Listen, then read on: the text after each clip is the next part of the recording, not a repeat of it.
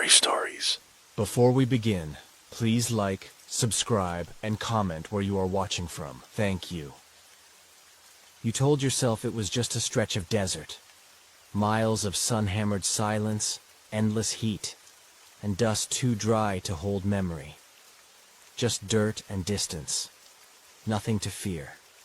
But even then, something in you knew better. You just didn't know how to listen to the way silence breathes. The day you crossed it, the heat came down in waves thick enough to bend vision. The sky above was too blue, sharp-edged, hollow, like the inside of a fractured shell. Your boots crunched over stone and sand, and each step felt strangely loud, like your presence was being noticed by something that hadn't heard footsteps in a very, very long time. You weren't alone. There were 3 of you, talking, laughing, too loudly, pretending the road hadn't vanished behind you a few miles back. One of you held a map that no longer made sense. One of you kept checking the time like that meant anything out here. One of you, the one reading this, looked down and saw the bones, small, clean, arranged, not scattered, not picked apart by animals or weather. Arranged, a circle of ribs, a spine that arched like it had died reaching for something. Fingers. No, not fingers. Something older, thinner, cracked in half like twigs, but with the faintest carvings in them. Symbols or scratches. You told yourself they weren't human, that it was just desert weirdness. You said it out loud even. Coyotes maybe, animal burial maybe, some freak wind thing. But in your chest, something curled and whispered, "Leave it." You stepped around it. The others didn't see it. You didn't tell them. You didn't want it to follow their voices. You barely wanted it to remember you. The wind picked up, soft at first, hissing across the sand like teeth through cloth. Then louder, more focused. It came from ahead, not behind, like a voice, low and wide, telling you to turn back. It didn't use words, but it carried them. Leave. Wrong. Sleeping. You asked for water. You asked what time it was. Anything to break the feeling of the wind getting smarter. The others talked too fast, trying not to acknowledge the growing pull in their guts. Everyone said they were fine. Everyone kept walking. You all lied. By sundown, the land had changed, subtly but deeply. The sand was darker here, reddish, like it had bled once and never fully healed. Sparse vegetation had vanished. Even the insects had stopped crawling. No buzzing, no chirping. Just the occasional crunch beneath your feet, like stepping on hollow shells. You passed a boulder shaped like a hunched figure. It hadn't been in the distance a moment before, but it was there now, sitting in the path like it had always waited. You kept walking, because walking meant you were moving, and moving meant you weren't trapped. When the sun finally dropped, it did so fast, like something yanked it below the horizon. Night hit like a door slamming shut. You couldn't find the stars. The air cooled just enough to let sound travel, and that's when you started to hear the laughter. Thin, childlike, but too slow. Not mocking, just watching. The others stopped, eyes wide, looking in different directions. One of them whispered, "Did you hear that?" Another said, "Let's just keep going." But you were already looking back, and the bones weren't. Where you left them, you didn't speak. You couldn't. You walked faster. The night walked with you. The wind picked up again, only now it moved in circles. It carried the taste of something metallic, not blood. Not exactly. Something older, something ceremonial, a tang that settled in your teeth and refused to leave. Sand shifted underfoot as if breathing. You stumbled once and caught yourself on a rock, but the rock was warm, warmer than the air, like it had only just been holding weight, and for a moment, just one, you could swear you saw footprints forming ahead of you, bare, deep, walking, into the dark where no one else had gone. You didn't tell the others, you just followed. Because it felt easier to follow than to be left behind. By the time you reached the edge of the dunes, the road had returned. Somehow, impossibly. Asphalt curling out of the dust like a lie. You collapsed into the car. The engine started on the first try like it had never been dead. The headlights flickered, once, twice, then held steady. The others didn't speak for a long time. You all agreed, wordlessly, to never go back. But the silence didn't stay behind. It came with you. You dream differently now. The sun doesn't rise the same way. You find sand in your shoes that you didn't wear that day. You hear things in static. And sometimes, just sometimes, when you're walking past glass, your reflection stops a moment longer than you do. Whatever was buried beneath that sand wasn't resting. It was waiting, and the desert let it follow you. The bones you stepped around weren't for mourning. They were a warning. And now something rides inside your shadow, sits beside your heartbeat, waits behind your dreams. You didn't leave the desert. You just brought it home. It began with whispers, windy, brittle syllables clawing through the vents. Each time you blinked, something had moved, just slightly, just enough. The desert stayed behind, but its breath curled inside the walls. You never said your name, aloud, but now you hear it nightly, and the voice that speaks it knows the shape of your dreams. The house is supposed to feel safe, even if it's rented, even if it's old, even if the corners don't sit right and the light bends strangely through the windows at dusk. But the house doesn't feel safe. It feels aware. Your shoes leave a trail in the dust across the wooden floorboards. But when you return, the trail is gone. The dust is still there, just smooth again, like a breath passed over it while you slept. You want to say it's nothing. You want to blame the heat, or maybe the long drive home. You keep thinking that if you just close your eyes and sleep enough, the sand in your mind will settle again, that your dreams will stop peeling. But the house is never still. Not really. There's a vent in the hallway, old iron latticed, humming quietly. It shouldn't hum. You tell yourself it's just age, just air pressure. But when you pass it, when you're closest to it, you hear something else. Not humming. Whispers. Your name, not spoken fully, not shouted, just mouthed. Over and over. Like lips brushing the edge of your ear. Come back, come back, come back. At first you ignore it. Then you try to record it. The tape plays back only your footsteps and silence. But you swear the static tastes of dust and blood. At night, the walls seem thinner. You hear creaks you know aren't settling wood. There's a rhythm to them. A slow, dragging movement from the back room you haven't entered yet. You tell yourself you're imagining it. But the dream you had last night said otherwise. In the dream, you were standing in the desert again. Only it wasn't a dream. It was too still. The wind didn't move. The sky didn't blink. And something tall and faceless stood behind you, pressing its shadow into your spine. You turned around too slowly, and it whispered your name. Not in sound, but in shape. The way sand falls when disturbed, the way breath catches before a scream. You woke up with grit between your teeth. There's a mirror in the hallway. Old, fogged, the kind that feels like it's holding its breath when you stand in front of it.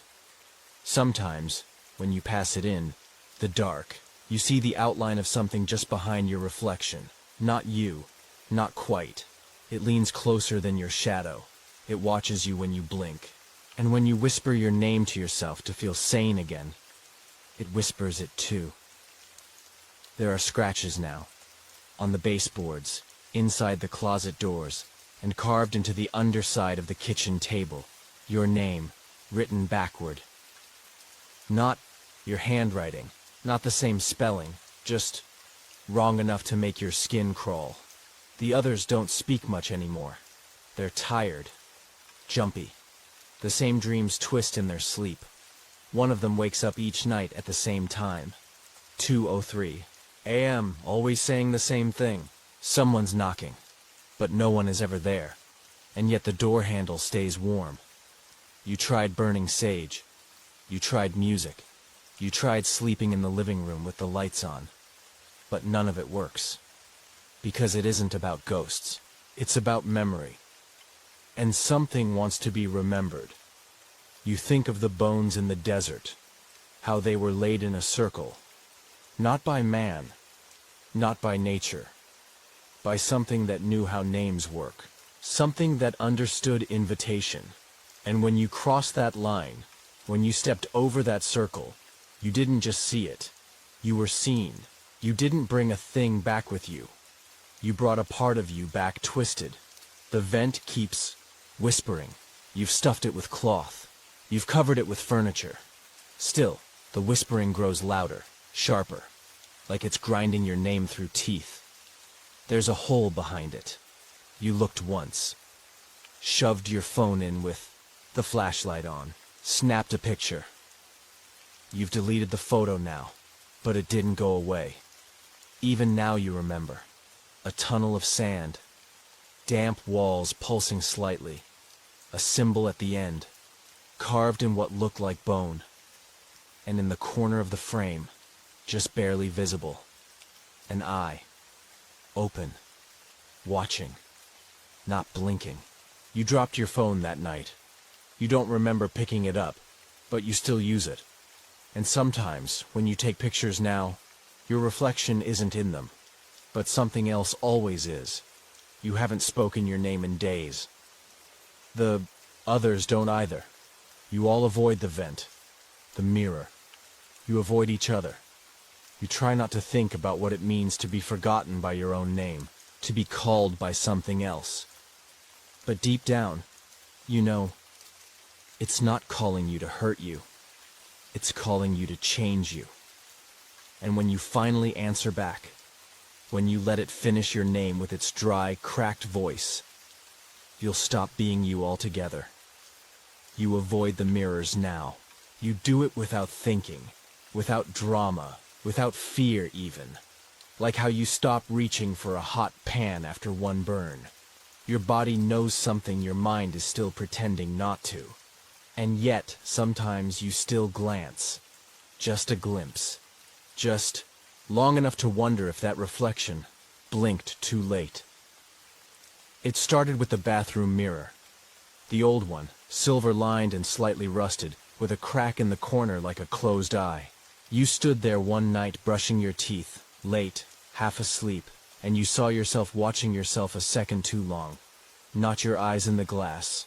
Not the you who mimics without thought. The other you. The one who forgets the script. You.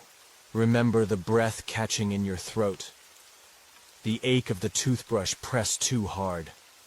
And how the reflected version of you smiled. A twitch too wide, too deliberate. Then resumed just in time, as though caught practicing. Since then, something is always off. The glass is colder now when you touch it. Not smooth, damp, almost sticky as though it's breathing out. You wipe it with your palm, and underneath the smear you find words, written in the fog. Not from you, not in your hand. They weren't clear at first, just smudges, streaks like claw marks. But you swear it's writing now, one word at a time, one syllable per night. The last one you saw was below. You haven't checked the basement since. The others say they've noticed it too. Not just in mirrors, but in windows, puddles, even phone screens. One of them smashed the bedroom mirror with a candle holder, but the next morning it was back, whole, hanging neatly. Only now it showed their room as it was 3 nights ago. Same clothes, same bed sheets, but no one in the bed. You asked her why she hasn't looked at it again. She said because the version in the glass didn't move like her. Didn't breathe the same way. said it looked like her bones were filled with sand. Now she covers it with a blanket. You tried to tape your camera toward the hallway mirror, just to prove to yourself that it was all in your head, that reflections don't lie. But the recording showed something else. Someone standing in the hallway, not moving, not breathing, just there.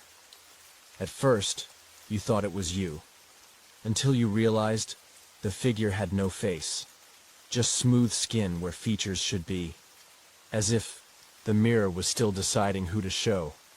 You deleted the footage. Now the mirrors are louder, not with sound, but with presence. They hum when you pass. You don't hear it, not with your ears, but your teeth do. A slow vibration behind the gums, like a voice waiting to enter your skull through your molars. You caught your reflection whispering once, mouth moving while yours stayed still. You pressed your hands against the glass. It smiled back. You didn't. You don't sleep in your room anymore. The mirror's too close to the bed.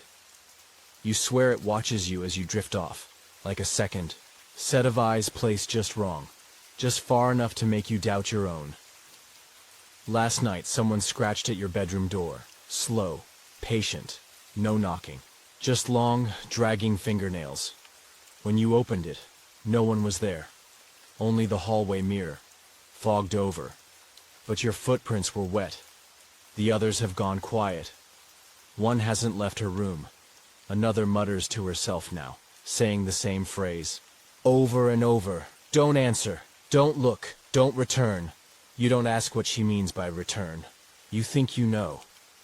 Because it's not that the mirrors are reflecting something wrong. It's that they're showing something coming through. You remember an old tale from childhood, about mirrors being thin skin between this world and the one that watches. That if you stare too long, the other side sees you back, learns you, practices you, and then waits. Waits for your guard to drop, for your soul to dim, for your name to be whispered once too often from behind the glass. You start to notice the versions of yourself behaving differently. In the hallway mirror, your reflection tilts its head before you do. In the bathroom, your lips seem slightly off-center, your eyes dilated too far. You begin to wonder if your reflection is the real you, and you are the echo. Late, sluggish, misaligned. You cover the mirrors. You break some, but they always return, like they were never made of glass, like they were grown. Last night, you dreamt of mirrors all lined in a tunnel, tall, crooked, and whispering. Each one showed a different you, older, younger, thinner, decaying, and at the center of the tunnel stood a version with no eyes, just hollow, sand-filled sockets. It opened its mouth, and out fell your name, over and over, like stones dropping into a well. You woke with blood in your mouth. You know the truth now, don't you? That it wasn't just sand you brought home. It was a presence, an echo given shape.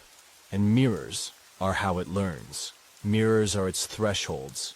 Each time you glance, you lend it more of you. A twitch, a smile, a breath. Soon, you won't recognize which version is yours, and neither will the world, because the reflection will be faster, cleaner, more perfect, and it will wear your name like it always owned it. You feel it now, pressing from behind the glass. You do not look, but you feel it smiling. The hollow isn't on any map. You only find it because you step wrong, left when you meant right. A mistake so simple it feels arranged. The desert curves strangely here, and the air thickens without warning. It's hotter too, but not sun hot, breath hot. Like something beneath the earth is exhaling, like something knows you're near. You wouldn't have noticed it at all if the wind hadn't stopped. One moment it howled through the rocks like a sermon. The next, it simply folded in on itself, gone. The kind of stillness that feels chosen. And then came the sound, Not loud, not clear. Just a syllable, slipping under your skin like a buried hook. Your name, not shouted, not spoken. Just remembered, drawn out like honey from a wound.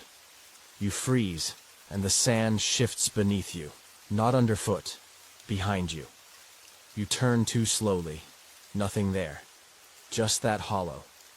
A sliver of shadow carved into the stone, no wider than a doorway, no deeper than your dread. It smells warm, not of rot, not of earth, but warm in a personal way, the way a letter smells when it's been held too long.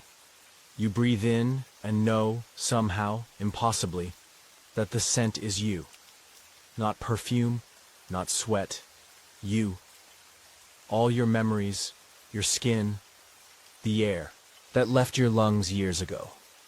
The hollow knows you, knows your fear, knows your childhood. It is older than the desert and newer than your last breath. The others haven't noticed it. You ask them, but they laugh it off. Joke about the heat. You watch their faces too closely, wondering if they're pretending. Wondering if they heard the voice too. If the smell twisted for them into something familiar, something forgotten. But they walk past it, untouched, unmoved. Only you stop. Only you hear the breath that isn't yours. You press your hand to the edge of the hollow. The stone is warm, pulsing, like the skin of a sleeping animal. For a moment, it almost feels like it inhales beneath your touch. You pull back. Dust clings to your palm like ash. That night, you dream of it. You don't remember walking toward the hollow in the dream. You're simply there, standing before it. You watch yourself hesitate. You see your reflection hovering just inside the entrance, just behind the shadow. And it whispers your name in a way no one else ever has. Like it owns it. Like it created it. You wake choking on dust. After that, it follows you. Not the hollow itself, but its shape, its smell, its sound. You catch yourself glancing at doorways, at cracks in walls, searching for that same curve, that same pull. At night, you sleep facing away from the tent opening. You're afraid it might be there, that the desert has moved to make room for it, that your mistake, your wrong turn, has opened something that can't be closed. The next morning, one of the others is gone. No note, no prints.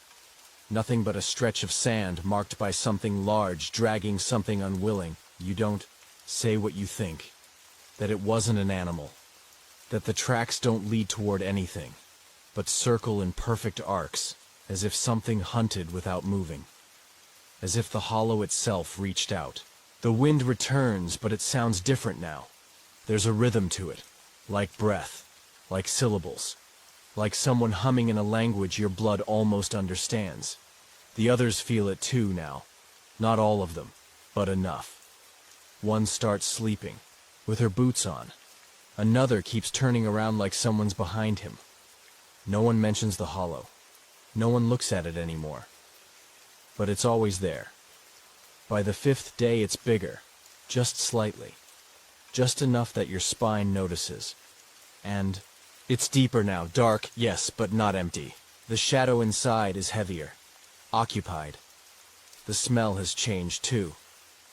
No longer only you, it's learned others, blended them, rewritten them. And the scent is now a memory that's not yours, but feels like it should be. A summer you never lived, a lullaby your mother never sang. You whisper to the hollow. You don't mean to, but the desert wears down the edges of thought. It sandpapers your will. You find yourself asking it what it wants.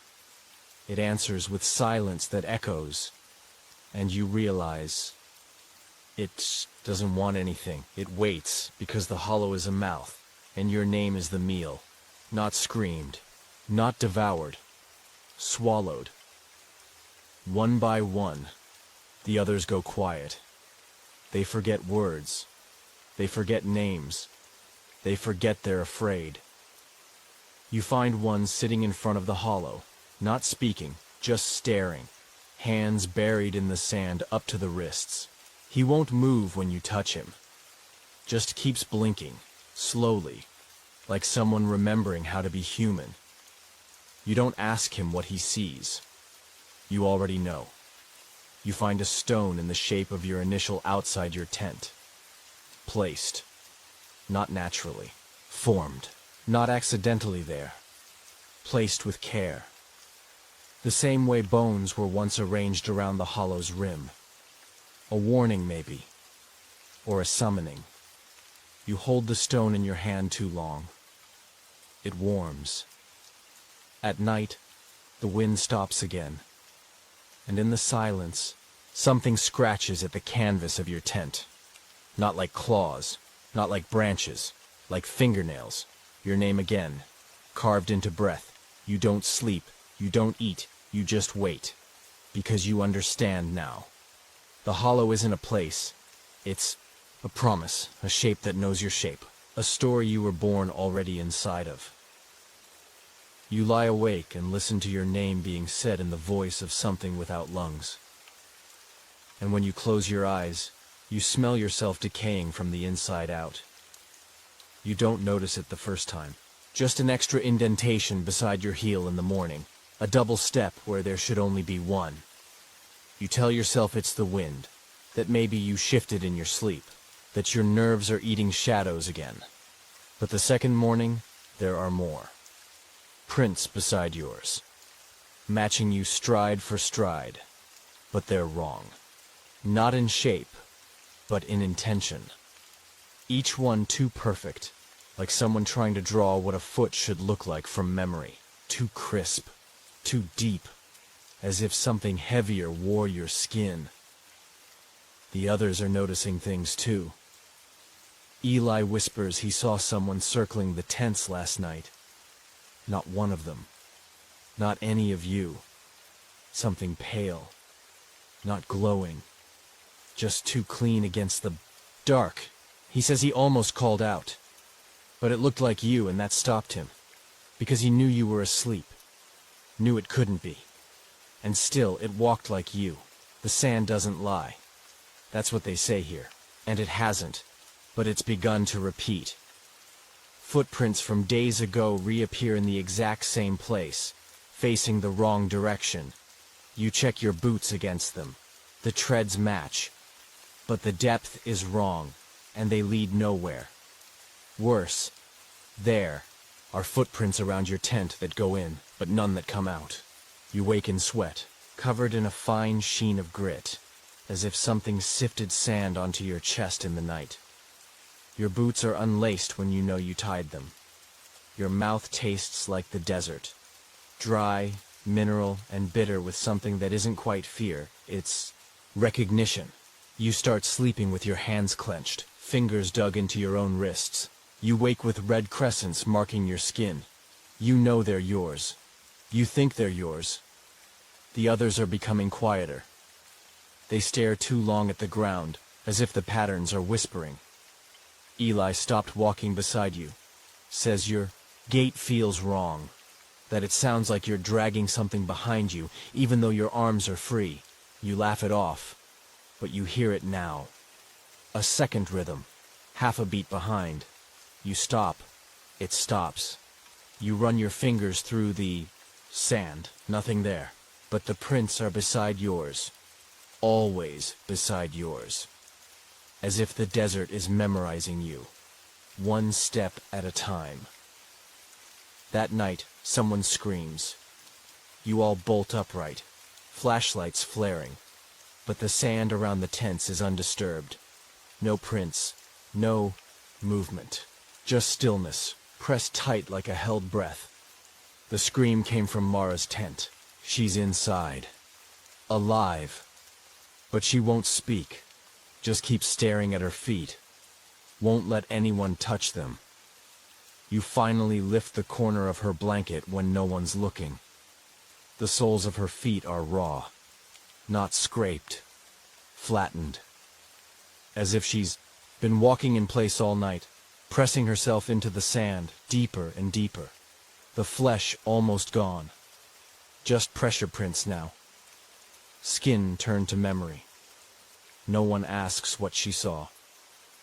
But no one sleeps after that. The next morning, prints trail away from Mara's tent. Bare, small, childlike. But Mara doesn't remember moving.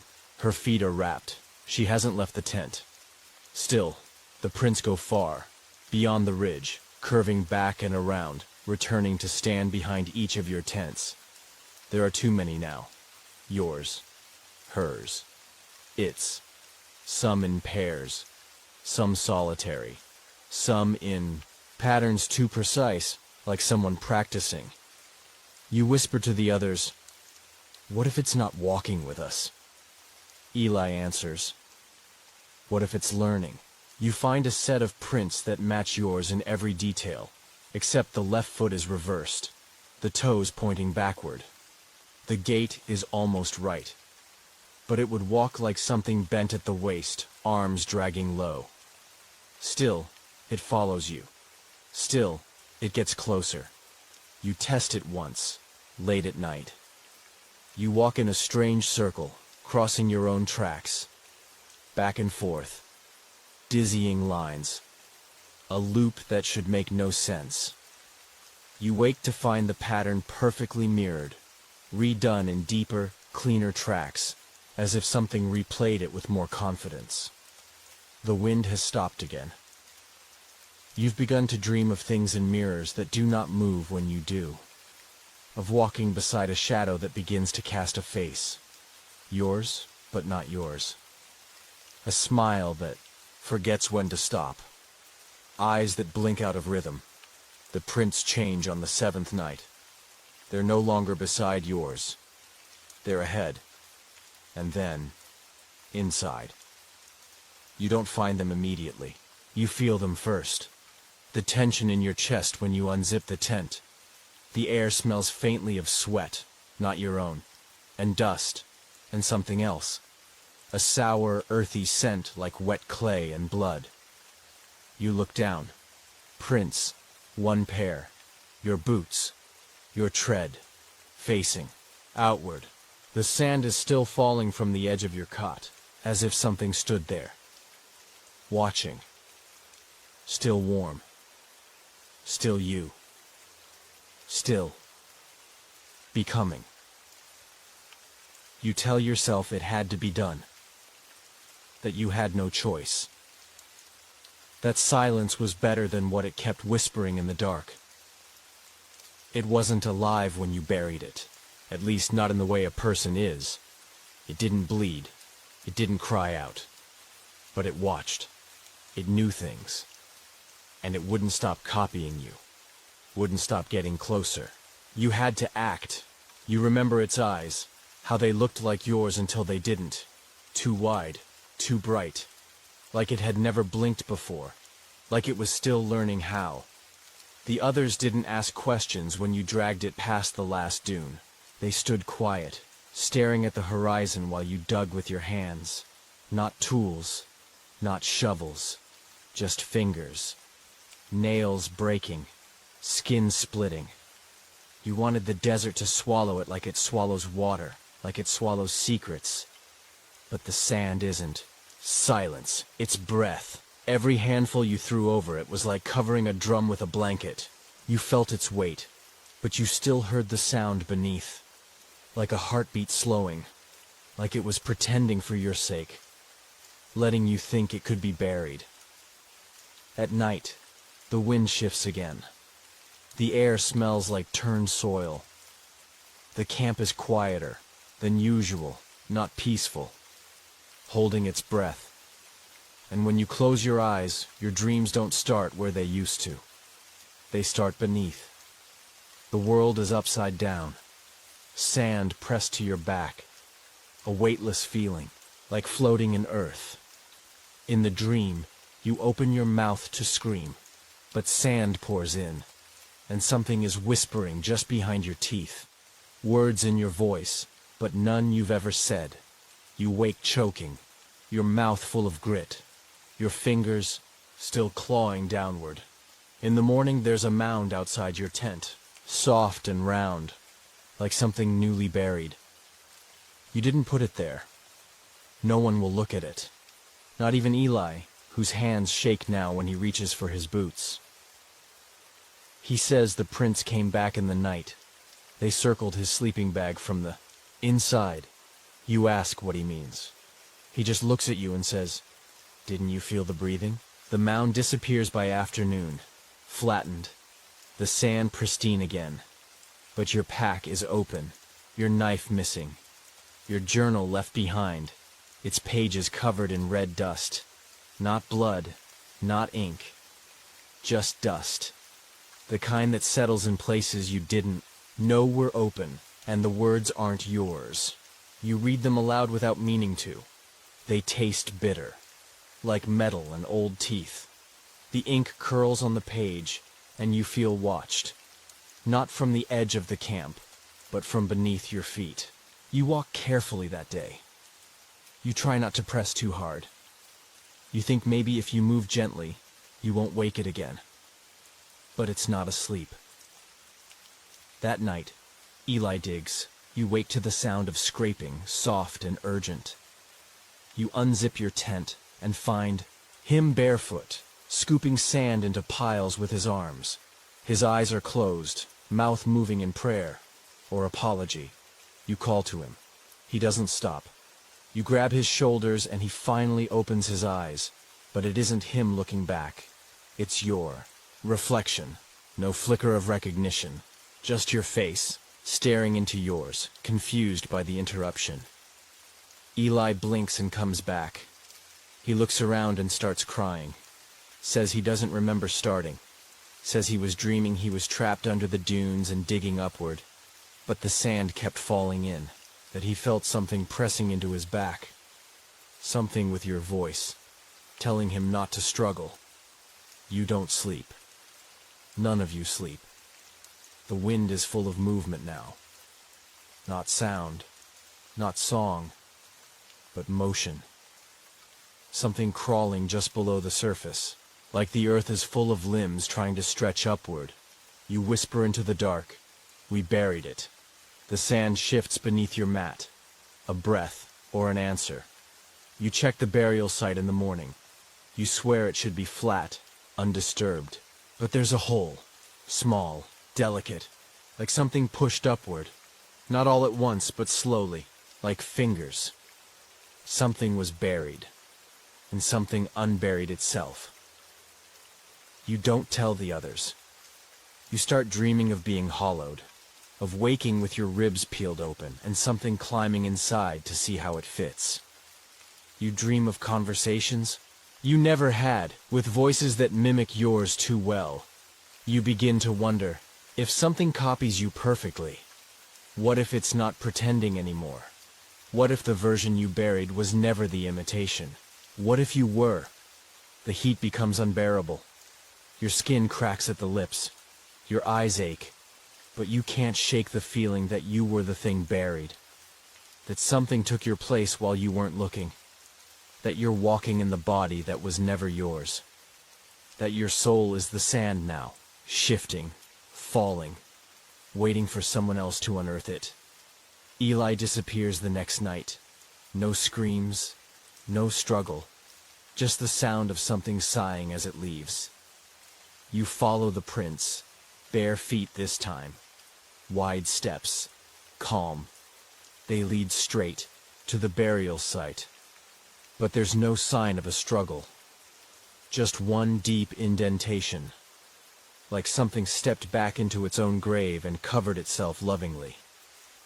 You find Eli's flashlight still warm in the sand, and his voice, somewhere nearby, repeating your name, softly, from beneath.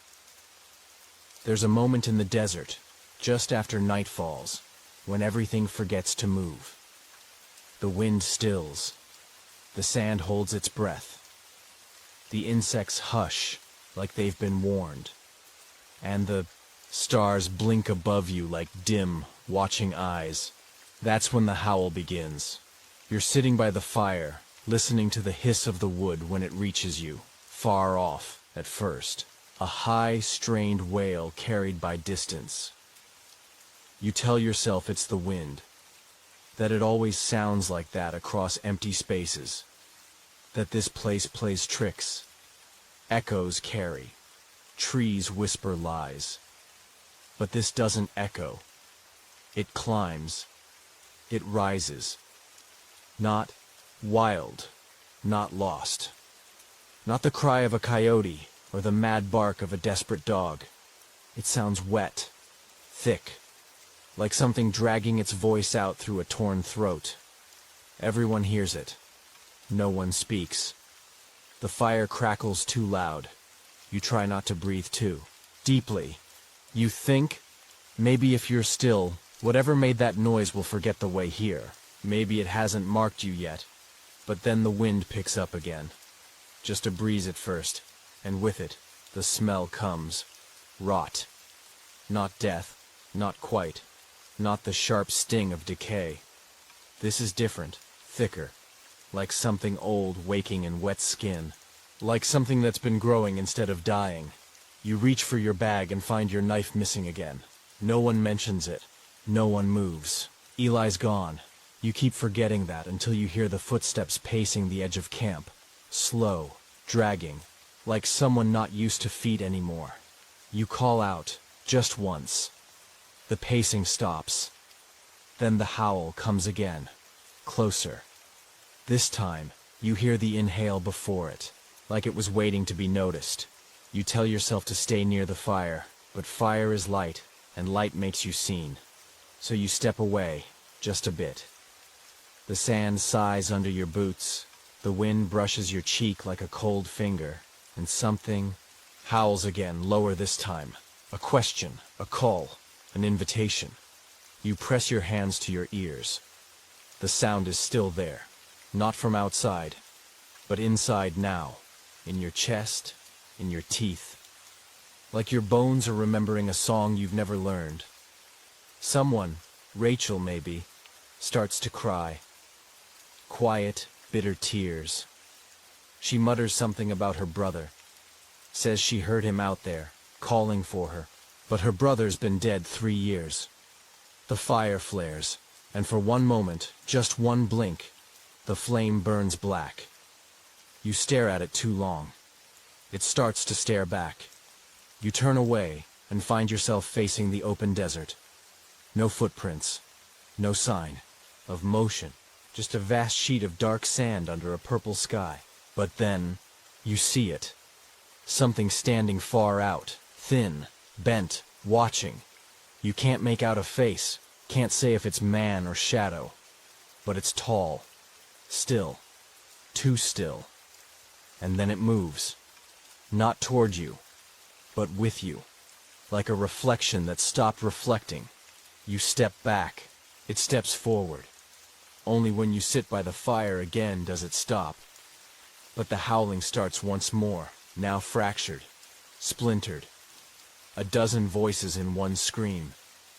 Somewhere behind you, the tent poles creak. The others retreat into silence. Rachel's gone. By morning, her sleeping bag still zipped tight, but empty inside. Her boots left upright beside the fire, pointed toward the dunes. You find her voice again that evening, in the wind, calling your name. Not desperate, not angry, just curious. The sand carries it better than air. You walk the edge of the camp alone. You feel it now, the pull, a gravity under your ribs, a dragging sensation behind your eyes, like something has licked your name, off your tongue and is now trying it on for size. The howl comes again, but this time it stutters, almost like a word, like it's trying to speak. It tries again an hour later, and this time it says your name. Not clearly, not with lips, but it knows it. You go still. Your breath trembles. You want to scream, but the desert would scream back. You whisper to yourself, "It's just the wind." but you don't believe it anymore. The howling has changed. It's no longer a warning. It's a rehearsal, a becoming. Something is learning you. Inside the tent, the map is gone, replaced by a piece of your journal. The ink is smeared with water. No, not water. Something else. It smells sweet and spoiled. The words are shaky, jagged, written by a hand that didn't know how. They read, "I know your name now. I can wear it." You burn the page. It doesn't catch. You try again. It curls slightly, then unburns. The flame refuses it like flesh refuses rot.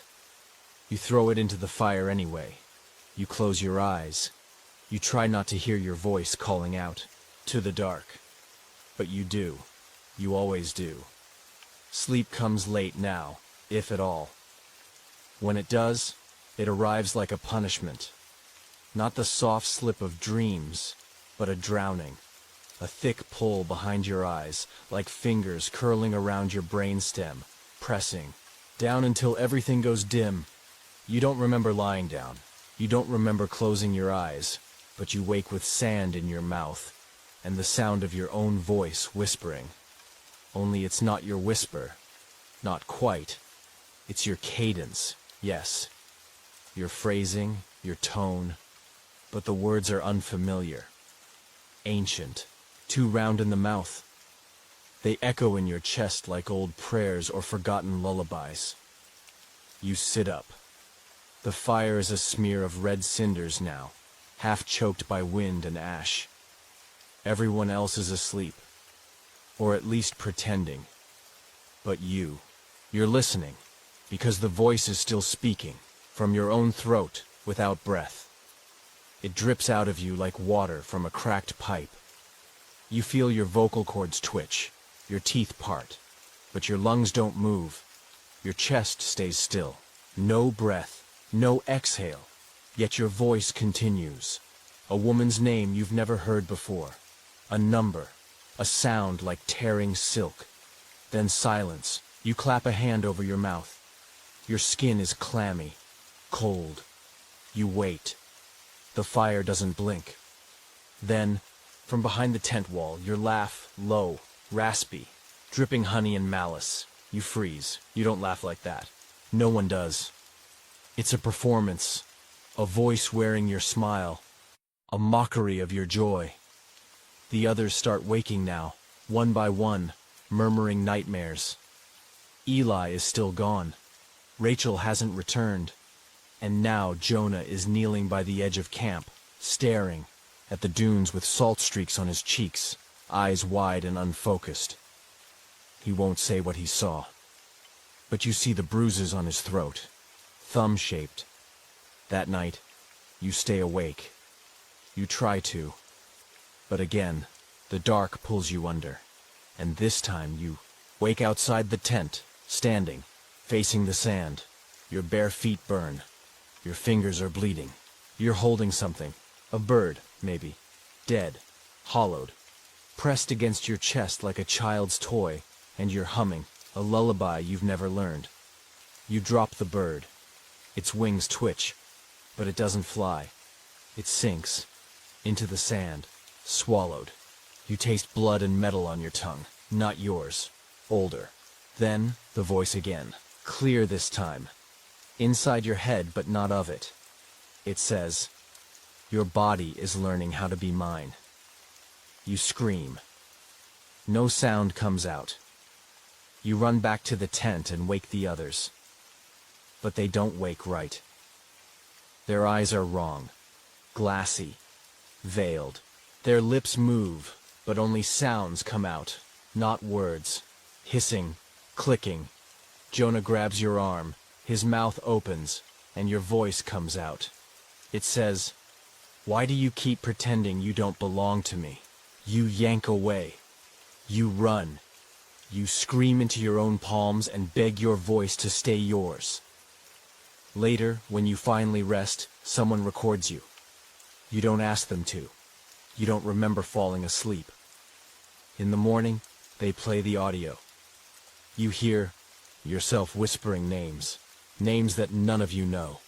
Then directions, then stories, detailed and vivid, of a town swallowed by sand, its people buried alive, their mouths packed with salt to silence their ghosts, and then laughter. Your laugh again, that same awful syrupy sound, followed by a quiet, childlike whisper. You let me in. They delete the recording. Or try to. It returns to their phone the next morning. Then it shows up on another, and another, until the camp is filled with phones playing your voice, over and over, in different speeds and pitches. Loops of you confessing things you've never done, murmuring poems about bones under dunes, screaming in languages that haven't been spoken for centuries. You beg them to believe it isn't you, but their eyes say otherwise. Because now, when you speak, it doesn't always sound right. Sometimes your voice has two edges, an echo too deep, a rasp that wasn't there yesterday. Sometimes, when you're tired, the words come out wrong, like your mouth forgot how to be you. Sometimes you answer questions you weren't asked, and once, just once, when you laugh, the entire camp goes silent. Because it's the same laugh they heard in the dark. It's the laugh that made the fire go out. It's the laugh that isn't yours. And still, every night, your voice crawls back out of your mouth like something exiled, clawing toward the dunes. You try to choke it back. You tie scarves around your face. You sleep upright, eyes open. Nothing helps. Because it's not about your voice anymore. It's about the part of you behind the voice. And that part is listening now. Listening and learning. Tonight, your lips move again. And your voice says a name you recognize. Not someone here, not someone alive. It says, Elijah is ready. He walks back into camp just after dusk, barefoot, lips cracked like old clay, eyes glowing faintly in the dark like polished stone. Elijah, or someone in his shape. No one runs to greet him. Not at first. There's a silence that falls heavy, thick as burial cloth, when his shadow stretches across the firelight. He doesn't speak. He only smiles. And it is wrong. Not monstrous. Not theatrical. Just slightly misaligned. Like a painting, hung a half-inch too low, like a mirror that shows you 1 second too late. The others act relieved. They say his name too quickly, too loudly, like trying to conjure normalcy by sheer volume. But you watch his hands. They twitch, as though feeling for strings. No one asks what happened out there. You all want to, but the question curls in your throat like spoiled meat. It feels unsafe to say it, as if asking might call something closer, might make it real. So you watch, and he watches back. He doesn't eat. He doesn't drink. He stares into the fire with a stillness that doesn't belong to anything human. It's not the stillness of rest or reflection. It's waiting. A predator's patience. At night, when the fire dims, you hear him speaking to something just beyond the circle of light. Not whispering, conversing. Calm, pleasant tones. Like greeting. A friend at the door. You ask Jonah about it. He shrugs. Maybe he's praying, he says. But Elijah's lips don't move when you hear the words. And his shadow doesn't match his shape anymore. The camp begins to shift around him. Subtle things. The air feels warmer, heavy with a strange scent. Like copper and roses, sickly sweet. The desert winds stop brushing through camp. They circle it now, as if avoiding the place where he sleeps. One night, you wake up to find him, standing above you, not close, not menacing, just there, watching. You don't ask why. You don't scream, because you know the answer would come in your voice, not his. The others begin to mirror him, slowly. Rachel starts staring too long at the moon. Jonah forgets how to say his own last name. Lena hums lullabies that no one taught her. Each of them softens, wilts, becomes quieter. Less themselves, more like him. And still, no one questions it. Because he smiles. Because he laughs at all the right times.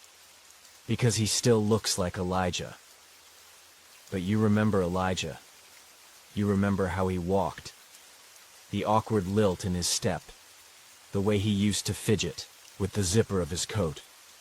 This Elijah stands like he's wearing someone else's bones. Like gravity doesn't quite apply to him. He hasn't blinked in 3 days. You test him. Ask about memories. Moments only he would know. He answers them all. But something's wrong in the rhythm. The words come too fluid, too smooth. Like a recording played slightly off speed. Like recitations, not recollections.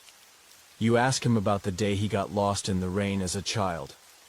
He smiles and says, "The crows helped me find the road."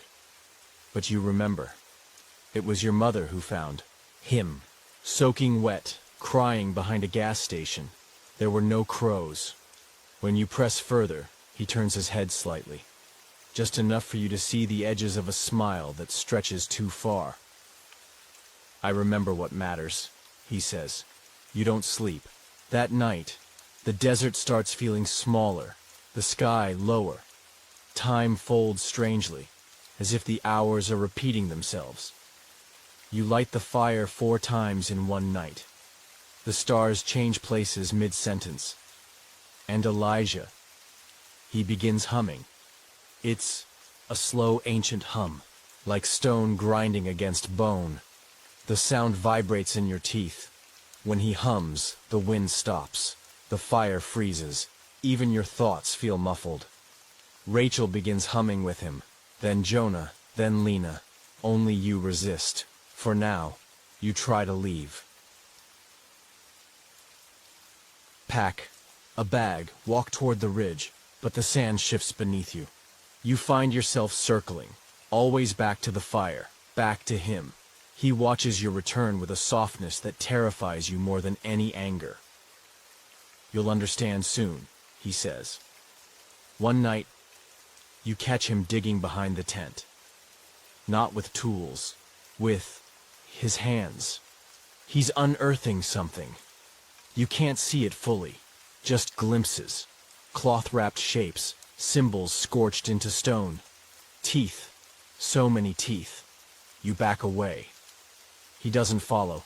He just says, "It needed a mouth." In the morning, Lena is gone. No one asks where she went. Not even Rachel, who once braided her hair each day. You look at the place where he buried something, and the sand there now breathes. The others sleep more now, and when they sleep, they murmur. And when they murmur, it is in his voice. All of them. Sometimes overlapping. Sometimes in unison. Sometimes calling your name. You know you should leave. You know this isn't Elijah. You know the thing you let stay has roots now. Roots made of firelight and song and old, dead names. But still, you stay. Because fear makes you small, and small things do not escape the gaze of gods. The fire doesn't burn anymore. It sighs, soft pulses of orange that never truly flicker. It isn't heat you feel from it now. It's breath. Watching breath. Rachel hasn't spoken since the eclipse. Her eyes remain fixed on something distant, though nothing out here is distant anymore. The horizon folds like wet paper, pressing in from all sides. You wake one morning to find your name written in the sand dozens of times, written in your own handwriting. But you don't remember doing it. You don't even remember what it's supposed to feel like reading it. That name, yours, feels like someone else's now. Too long, too sharp on the tongue. A relic from before the quiet, before the hum. Jonah speaks in riddles, each word coated in dust. "We were never here," he says. "The desert only dreams us." He repeats it, over and over, as if repetition can stitch sanity back together, as if he's holding the thread, but the needle is lost somewhere deep in the sand. Elijah, or what you still call Elijah, smiles more now, always in the corner of your vision. He doesn't walk. He glides. His feet touch the earth, but the sand refuses to mark his steps anymore. You tried to speak to him yesterday. He answered before you opened your mouth. I know what you were going to say, he whispered, but it wouldn't have mattered. When you blinked, he was gone, and Rachel was weeping blood into the fire's breath. Each night, you hear scratching, not in the tent, not beside you, beneath you. The ground has a pulse now, soft, slow, like the breathing of something asleep, or something pretending to be. You whisper your name into the dirt, like a spell, but it doesn't echo anymore. It just falls, and keeps falling.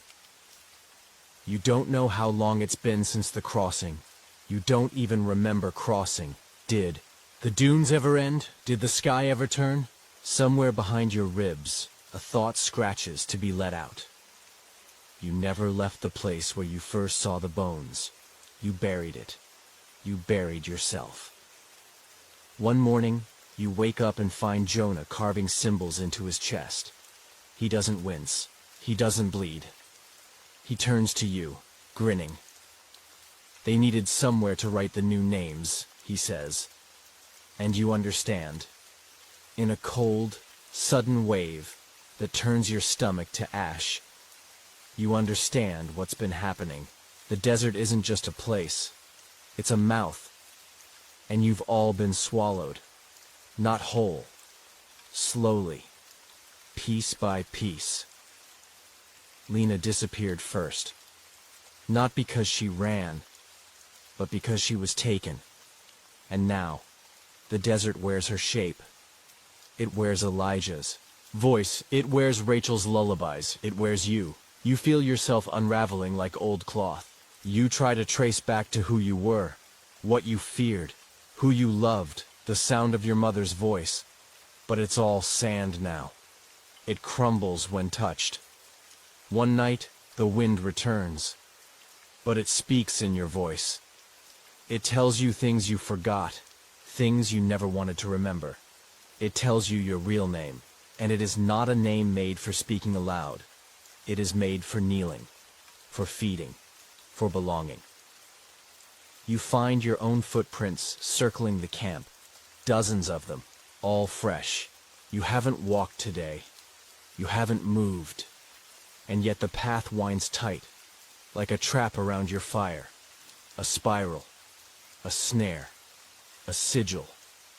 Elijah watches. His head tilts in that same bird-like motion. You're almost hollow enough, he says. You don't respond, because you're afraid he's right, because maybe you want to be. The others begin chanting in their sleep, words you almost understand, words shaped like your dreams. And then one night, they stop breathing.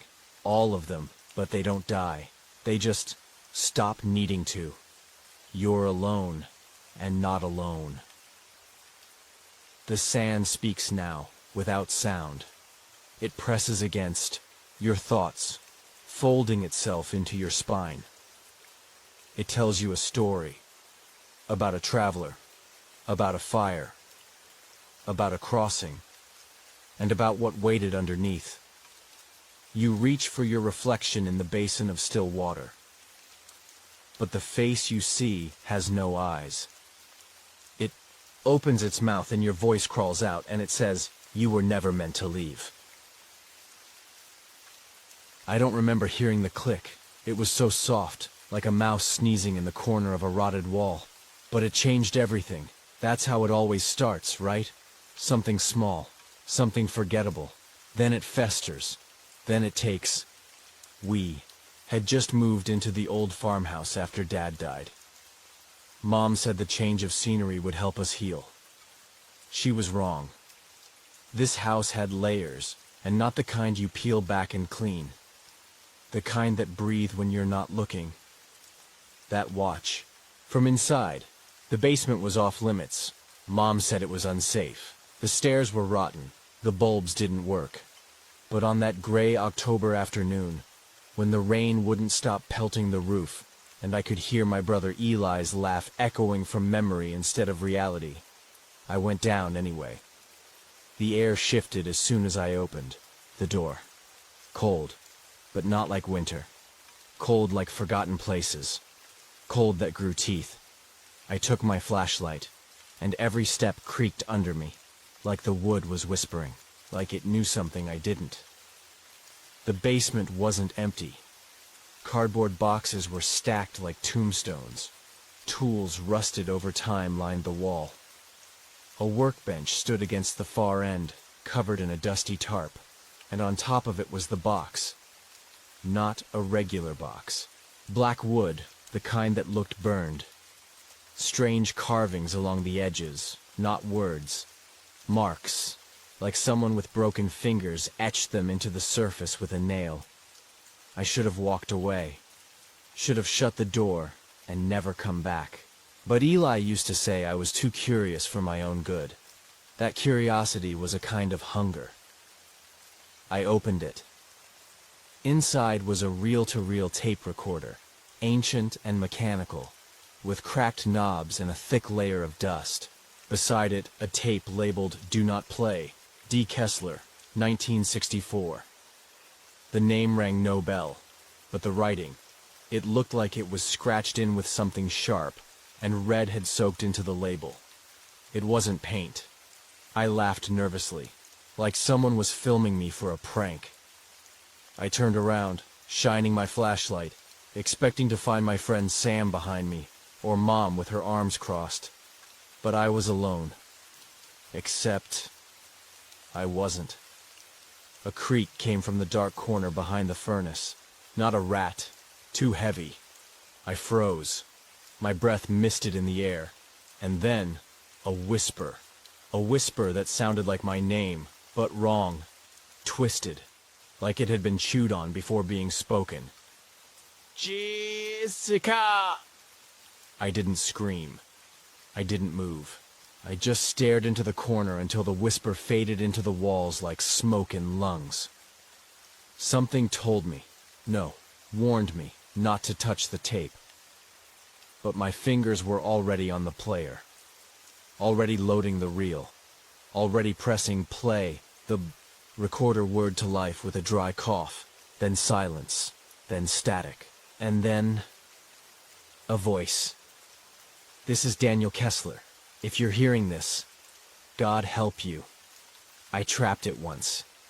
It's in here now. Don't listen to the next part. Don't let it speak." I leaned closer. It needs sound. It lives in sound. You play this, you feed it. If it hears your voice, it knows you. If it knows you, click. The tape stopped. My ears were ringing. No, buzzing. And then I heard the stairs behind me creak. Upstairs. I wasn't alone. But when I climbed up, the house was empty. Mom was gone. Sam hadn't arrived. The front door was wide open, rain dripping inside. A puddle forming on the wood, and carved into the hallway wall, gouged deep into the plaster, was my name. Over and over again. Like something had dug it, in with claws. That night, the buzzing didn't stop. It was inside my head, beneath the skin, in the bones. I lay in bed, lights off, staring at the ceiling.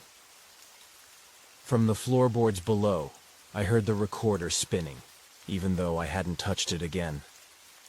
The air shifted again, cold, and in the shadows of my room something moved, tall, crooked, watching.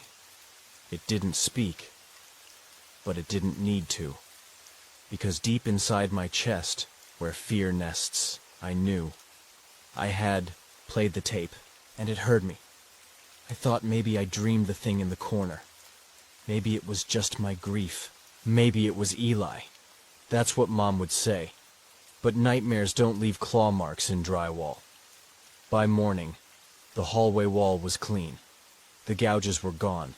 No scratches, no blood, no name carved over and over.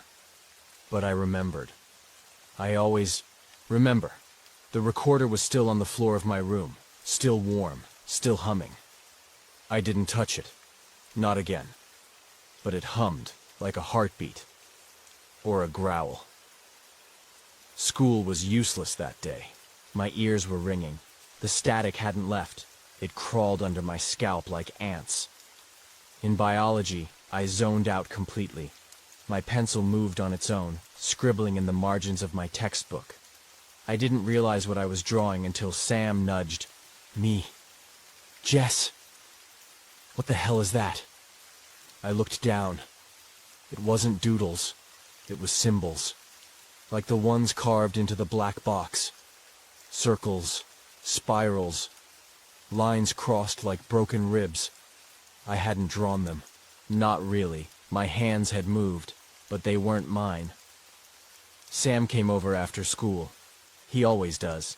He thinks I need company since Eli died. He's not wrong. We were in the kitchen when the lights flickered. "Power surge?" he asked. The TV in the living room turned on. No remote, just turned on by itself. It was on channel 3. Nothing played except static. No color bars, no broadcast. And then we both heard it. A whisper through the static. "Jess." Sam turned pale. "Was that your mom?" I shook my head. "She's at work." The screen flashed.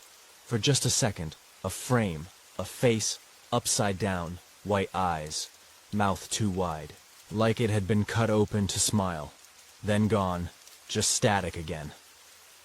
We stood there, frozen, until the TV shut off on its own. Later that night, Sam left early, said he had a headache. I didn't blame him. I stayed up in bed, earbuds in, trying to drown out the buzz. I listened to my favorite band on loop, but the music warped, slowed, like it was melting. Then it stopped completely, and in the silence, I heard something in my headphones. "You let me out." I ripped them out and threw them. My chest was tight. My hands were ice. The recorder was still in the corner, still off, still humming. I didn't sleep. At 2:12 a.m., I heard someone walking in the hallway. Heavy steps. I thought maybe Mom had come home. But the sound stopped right outside my door. Then, tapping. 3 knocks. Not a full knock. Just soft bone to wood, tap, tap, tap. I didn't speak. I didn't move. I just whispered, "Mom?" No reply. I got up slowly, walked to the door. Opened it. Nothing there. No one. But down the hallway, on Eli's old bedroom door, I saw it, a smear of black handprints. Too long. Too thin. Like someone had dipped their fingers in tar and clawed their way inside. I went to Eli's room. It hadn't changed. His posters were still up. His trophies still collecting dust. It smelled like him. Old flannel and pine deodorant. I stood in the middle of the room. The recorder had been his once. He'd found it at a thrift store months before he died. He never got it working. I remember him saying something weird about it. It records even when it's off, like it's listening. That's why he locked it in the basement. Now it's upstairs, with me, and whatever is writing in the static wants more. The next day at school, things got worse. In the computer lab, the monitors glitched. All of them, at once. Screen by screen, they began showing my face. Not live, not a reflection. A photo of me sleeping. In my bed.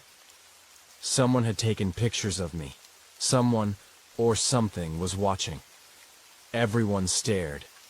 Mr. Beck, the teacher, rushed to unplug everything.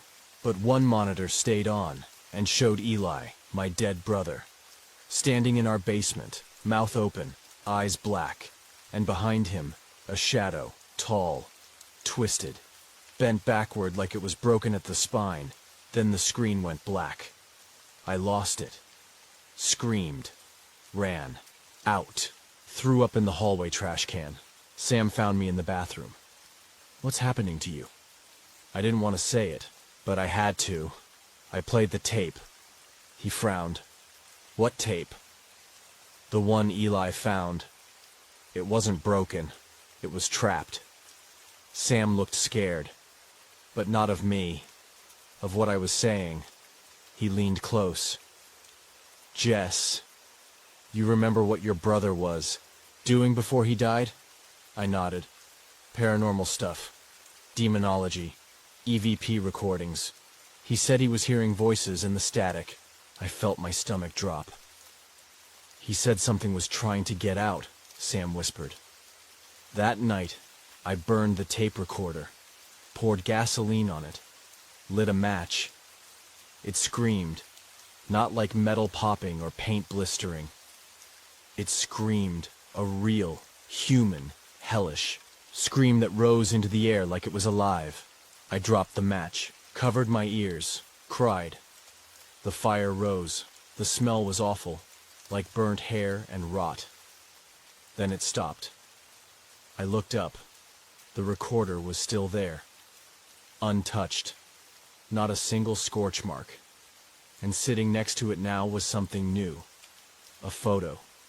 A picture of me and Sam. We were both sleeping, and something dark was crawling over us in the photo, smiling. I didn't scream this time. I picked up the recorder, my hands shaking, and I whispered, "What do you want?" A voice replied, through the walls, through the air, more than silence. I didn't go to school the next day. I told Mom I was sick. She barely looked at me, just handed me some Tylenol and rushed off to her second job. That was her version of love now. Silence, schedules, and denial. If I told her what I'd seen, what was following me, she'd send me to a shrink, or church, or both. So I stayed in bed, windows shut tight, phone on airplane mode, trying not to hear it. The buzzing hadn't stopped, not for days, except now it wasn't just in my ears. It was in the walls. I thought I was imagining it at first, the low hum behind the drywall. But when I pressed my ear to the plaster, I heard something moving. Not rats, not pipes. Breathing. Slow. Shallow. Ragged like lungs full of dust. And beneath the breath, a whisper, crawling through the wiring like poison. Jessica. By noon, the lights began flickering again. My phone screen glitched, stretching my face into something inhuman. My laptop turned on by itself. It opened the voice recorder app. I didn't touch it, but it began recording. The screen glowed red. Recording. Show 0, 001, 000. I stepped back, then it played back automatically, and the voice that came out wasn't mine. "You can't bury sound. You can't burn it. It remembers." Then a laugh. Dry. Bone cracking. I threw the laptop across the room.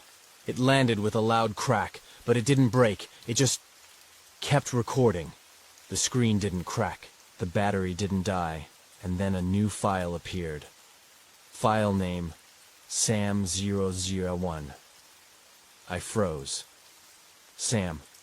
I grabbed my jacket and ran out the door, skipping steps down the porch. The sky was colorless, like someone had drained the blue and replaced it with ash. I biked to Sam's house, heart jackhammering in my chest.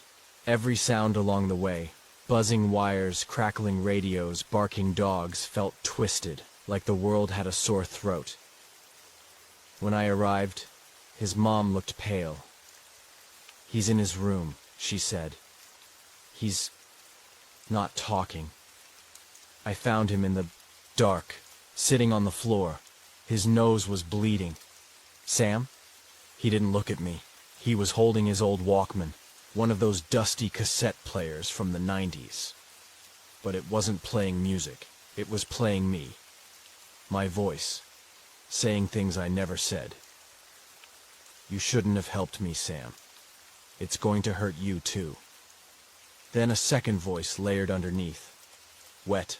Animalistic. We see you. We smell your blood. You sleep with your throat exposed. I snatched the player from him and yanked the tape out. Who gave you this? He finally looked at me, tears in his eyes. But not normal crying.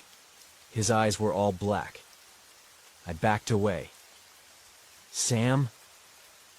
He blinked. Pupils returned. The blood from his nose dripped onto his shirt. I woke up, he whispered. At 3:03 a.m., all the electronics were on. TV, laptop, even my dad's hearing aids started screaming. I nodded slowly. He swallowed hard. Something was in the static. I couldn't move. Couldn't scream. It was over me. And it whispered something. What? He shook. It said my name is already written, and that you wrote it. I don't remember leaving. The next thing I knew, I was back home in the kitchen, hands trembling over the sink. There was a voicemail on the landline blinking. We hadn't used the landline in years. I played it, static. Then Eli's voice. Jess, you shouldn't have played it. You shouldn't have let it out. I dropped the phone. It rang again. The screen didn't show a number. Just one word. Below. Answered with shaking hands. A voice breathed into my ear. Wet. Close. Wrong. They buried me in wire and tape, but you sang me free. That night, every outlet in the house sparked. The oven turned on by itself. My alarm clock melted, and the recorder was in my bed, its reel spinning. Static hissing like it was alive. A new label was stuck on it. Child No. 2. I ran to Mom's room.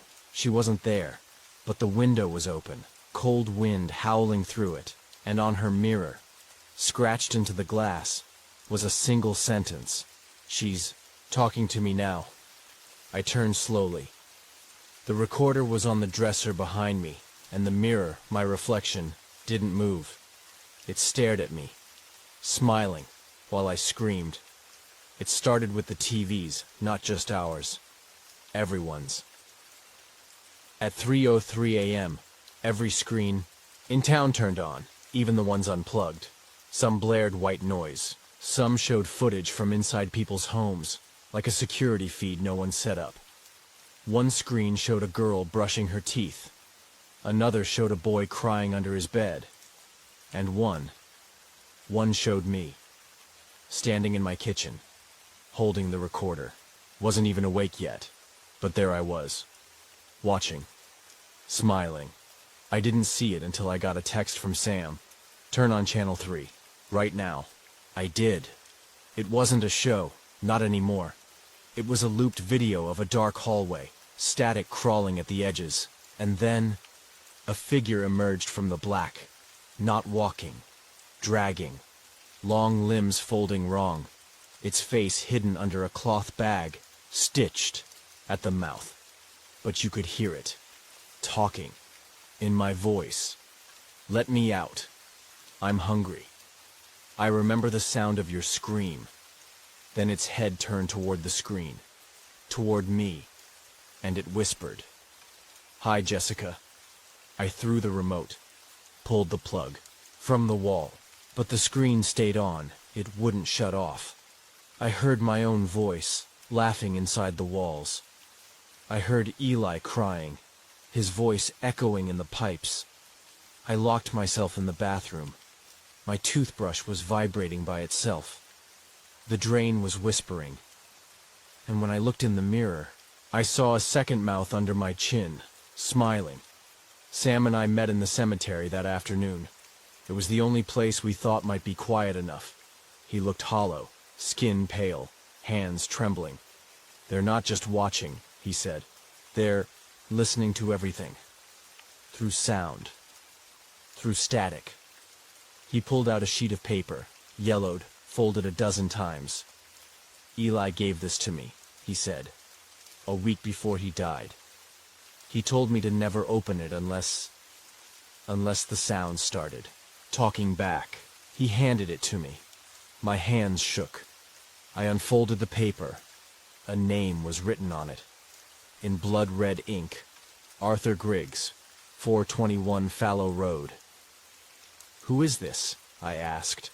Sam's voice dropped. "The last person who tried to destroy the tape. We went that night. The road was dark, lined with dead trees. The house looked like it had been abandoned decades ago, but there was a light on in the basement window. We knocked. Nothing. We knocked again. And then the door creaked open. An old man stood there, hair wild, eyes glowing faint blue, like TV static, fingers stained with soot and wire. "You brought it," he said, not a question. "A confirmation. You brought the recorder." He didn't speak much. Led us down to the basement. The walls were covered in insulation made from tape reels. Hundreds of them melted into the plaster. Some still turned. All whispered. Arthur sat us down. "It's not a demon," he said. "Not exactly. It's a frequency. A parasite that lives in recorded sound. That thing, the one you're hearing, it used to be human." "What was it?" I whispered. He took a long breath. "A little boy named Caleb. He died in 1962. His scream was caught on a reel-to-reel by accident. But it didn't stop there. The sound of his pain kept echoing, recording itself into every machine that played it. The more people who heard it, the stronger it got." Sam asked, "Then what's it want now?" Arthur looked at us, then pointed, to me. "You." He stood slowly, walked to a rusted cabinet, and pulled out a jagged reel labeled Cal 1000. "This is the original," he said. "The scream, the first seed." I felt the room tilt. My ears buzzed, the lights dimmed. "I've tried burning it, drowning it, locking it in lead." He looked at me with sunken eyes. "But it wants a voice to carry it now, not just sound. A body, a mouth, a girl." Sam grabbed my hand. "We're not giving it anything." Arthur smiled weakly. "You already did. The moment she played the tape, it chose her." He gave us something wrapped in cloth. "A backup, one shot. Play it into the static. It'll fight it. But only once." "What is it?" I asked. "Tone that kills all sound. Made from the echo of silence. But it comes at a cost." "What kind of cost?" Arthur didn't answer, because something moved behind him. Something that had crawled in through the walls. The lights burst. The tapes began unspooling from the walls like snakes. The whispers became screams. The static turned into laughter. Arthur pulled out a flare gun from under the table and screamed, "Run!" We didn't. We couldn't. The thing behind him stepped into view. Caleb. But not a boy. A twisted, charred thing wearing a child's Sunday clothes. Its mouth wasn't stitched shut anymore. It was wide open and singing. Arthur shot the flare. It hit the tapes. The whole wall exploded into fire. The entity screamed, not in pain, but joy. It loved sound, even the sound of its own death. We grabbed the backup reel and ran out as the house collapsed. Behind us, the air rippled like static on a broken screen. Sam gasped. "Did we stop it?" I didn't answer, because the reel in my hand was playing by itself. And on the wind, I heard a voice say, "Let the broadcast begin." I haven't spoken in 2 days, not a single word. Because every time I open my mouth, it listens. Not just the entity. Everyone. Yesterday I whispered Sam's name in the dark, and the radio turned on by itself. Sam Rivers, age 15, blood type B negative, sleeps with his window cracked. It said it in my voice. My voice doesn't belong to me anymore. We buried Arthur's backup reel in a tin box behind my shed. We were too afraid to play it. We didn't know if it would kill the thing, or amplify it. Sam thinks we should destroy it. But I can't stop thinking about what Arthur said. Made from the echo of silence. But it comes at a cost. He never told us what the cost was. I think I know now. It started in town. The cafe's radio played a commercial. A jingle. A girl waiting in line collapsed, bleeding from her ears. At the library, someone watched a tutorial on YouTube. By the third minute, he was bashing his head against the desk, screaming, "Make it stop!" The town emergency system was activated, but the loudspeaker only broadcast one word. Jessica. Sam called me from a burner phone. He said his house was under surveillance. Not by people, he said. By microphones. He'd smashed his speakers, destroyed his earbuds. His phone was taped shut. He only spoke in writing now.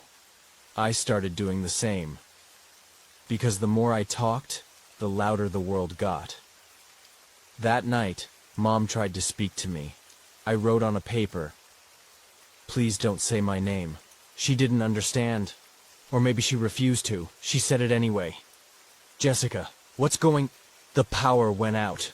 The walls howled. The kitchen radio sparked to life, and it screamed back her own voice, twisted into laughter. She dropped to the floor, covering her ears.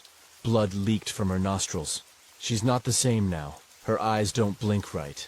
Her head tilts too far to the left, like her neck forgot how to hold weight. She doesn't talk anymore either. Just hums. The same tune. Over and over and over. A lullaby I've never heard, but one the entity knows. I sleep in the attic now. The recorder followed me there. I buried it under floorboards. It still hums. Last night I woke up to a buzzing inside my teeth, like something was trying to speak through me. I screamed into a pillow, and through the walls, dozens of voices screamed back, all in my voice, all saying the same thing. Let us in. Sam showed up at dawn. He didn't speak. He had a paper. I found an old ham radio operator still broadcasting from outside town. Says he heard about a signal that eats sound. He can help. We rode our bikes 5 miles out. The fog was thick, the sky sick-colored like bruised flesh. The shack was metal, rusted, buried half in the ground. We knocked. Nothing. We tried again. This time a voice came from inside. Enter quiet or enter dead. The man was ancient, skin like old leather, beard, tangled with wires. His shack was lined with radios, none of them working. He called himself Cutter. Said he once ran emergency frequencies during the war. Now he hunted ghost signals. "You brought it with you," he rasped. "I can hear it in the silence between your footsteps." Sam passed him the backup reel. Cutter's eyes widened. "You got this from Arthur Griggs?" We nodded. Cutter lit a candle. Sat cross-legged. Arthur and I tried to destroy the original. Thought if we could match the frequency of the boy's last scream, we could overwrite it. He looked at me. But it didn't want to die. It wanted a mouth. A new signal. Sam wrote, "Can we still stop it?" Cutter sighed. "There's a broadcast tower near the quarry. Old. Broken. But if you feed this reel through it, this echo of silence, it could drown the entity." I asked softly, "What's the cost?" He looked down. "If it's your voice it wants, you'll have to give it all." That night, I dreamed of 100 radios whispering in unison. Each one had a child's mouth instead of a speaker, each one saying, "We'll be quiet once we have your lungs." We made our way to the broadcast tower. The sky was electric. Trees bent away from us as we passed. The earth vibrated like it was humming a death song. The tower loomed ahead, steel bones cracking in the wind. Sam climbed with me, carried the reel. We fed it into the transmitter's core. The recorder began to hiss, smoke pouring from its sides. And then the air changed. It became still. Mute. Like someone had pressed pause on the world. Even the wind stopped. And then, the scream began. It wasn't human. It was metal, teeth, static, a hurricane made of mouths. The tower shook. Blood spilled from our eyes, our noses. But then the reel inside began to spin. A tone emerged. Not a scream, not static, just absence, pure silence. Projected across every radio, every speaker, every frequency. And the demon? It howled. Because silence is its death. My throat burned. My lungs locked. I felt my own voice unraveling. Every word I'd ever said being peeled away, taken by the tone. Sam collapsed. Cutter's shack burst into flames in the distance. The tower began to fall, and I heard the entity whisper one last thing. You were always meant to speak for me. Then, it was gone. I woke up 3 days later in a hospital. No one could explain what happened. They said the town's entire electrical grid reset. They said a power surge fried the airwaves, but they don't know the truth. They don't know what silence costs. Because now I can't speak. At all. My voice is gone. But sometimes, when I breathe too hard into a mirror, I see it fog up with words. Words I never said. Words in someone else's voice. I live in silence now. No music.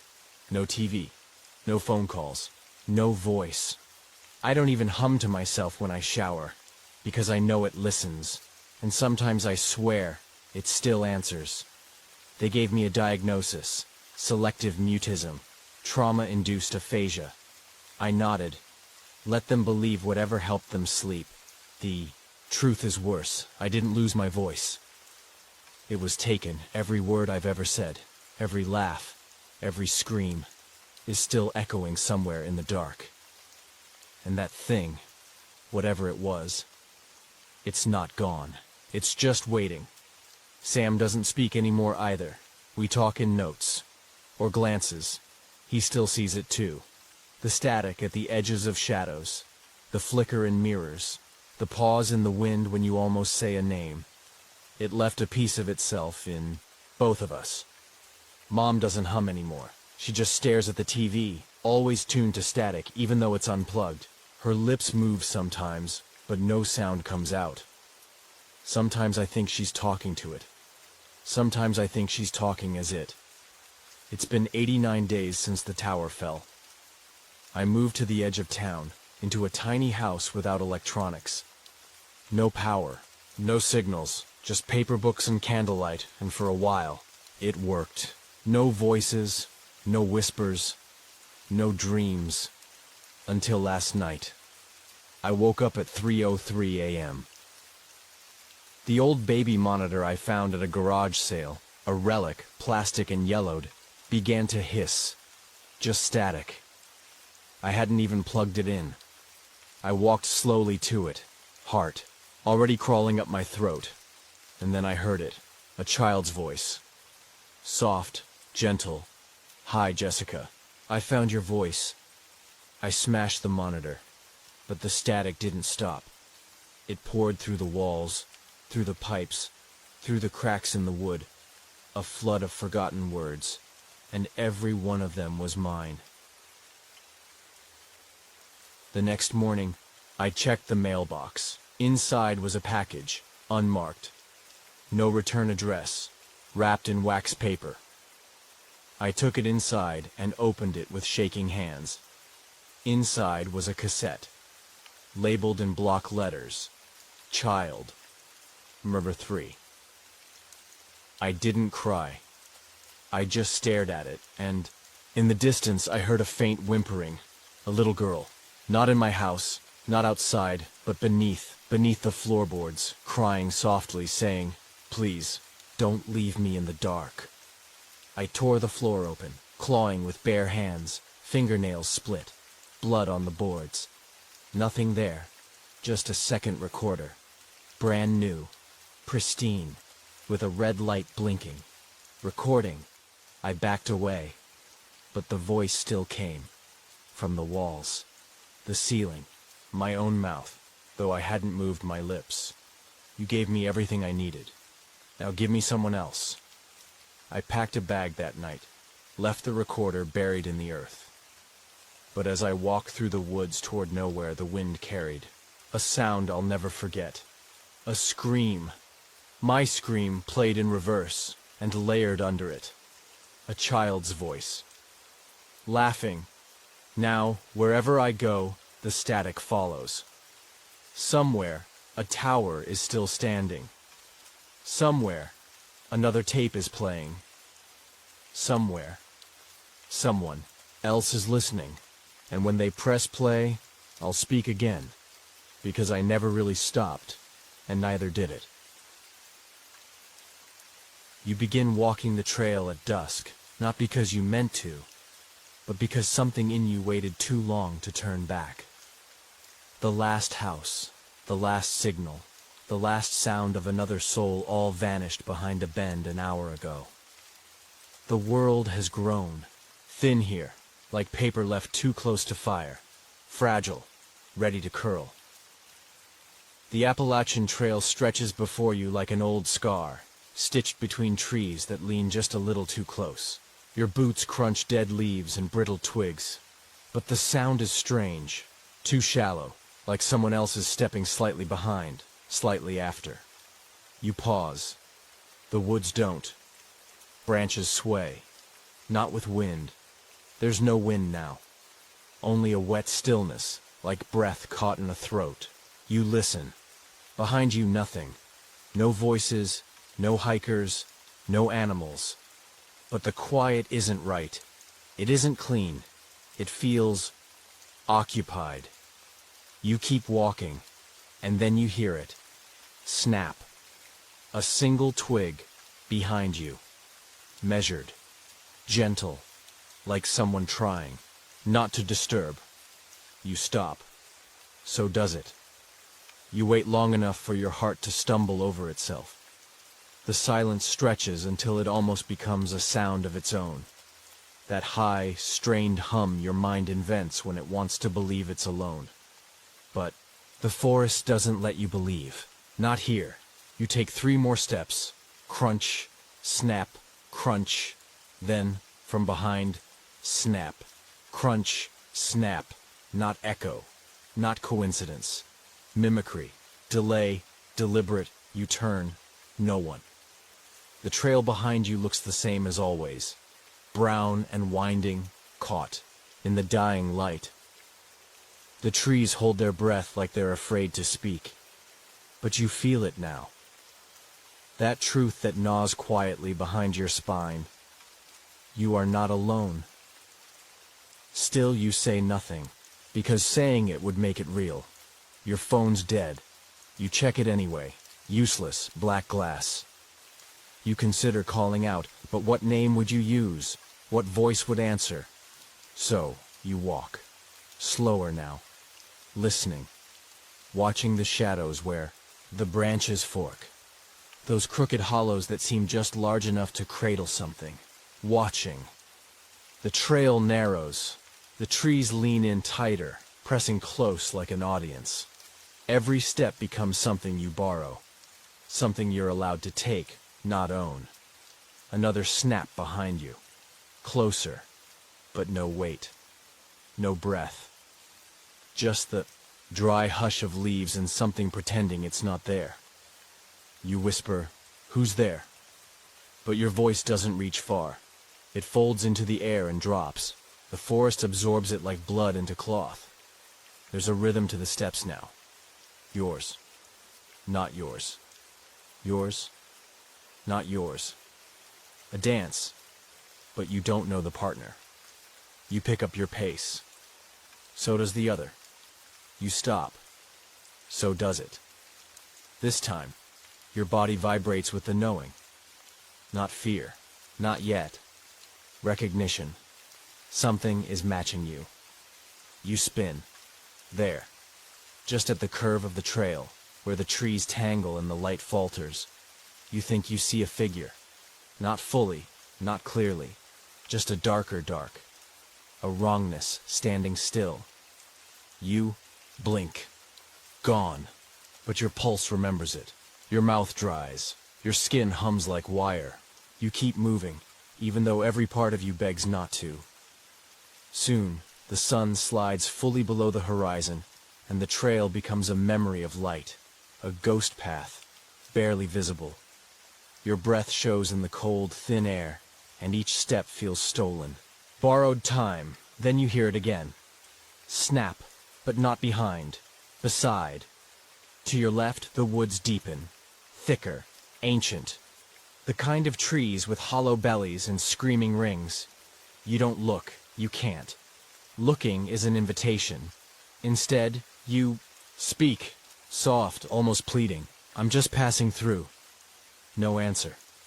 But something laughs. Not with sound, with silence sharpened like teeth. You walk faster. The forest walks with you. Then, a scent. Old wood. Rot. Moss so damp it smells like something sleeping too. Long. A turn in the trail leads to a clearing that shouldn't be there. Wide. Still. Moon-washed. In the center, a single stump, freshly cut. Clean. Too clean. No sawdust. No tool marks. Just the kind of place a story might begin or end. You step into the clearing. The moment you do, the sound behind you stops. No footsteps. No mimicry. Just waiting. You're alone again, but it feels worse. As if the woods have made a decision. Then, at the edge of your hearing, just behind the silence, a breath, not your own, and something inside you breaks. Quietly. You don't run.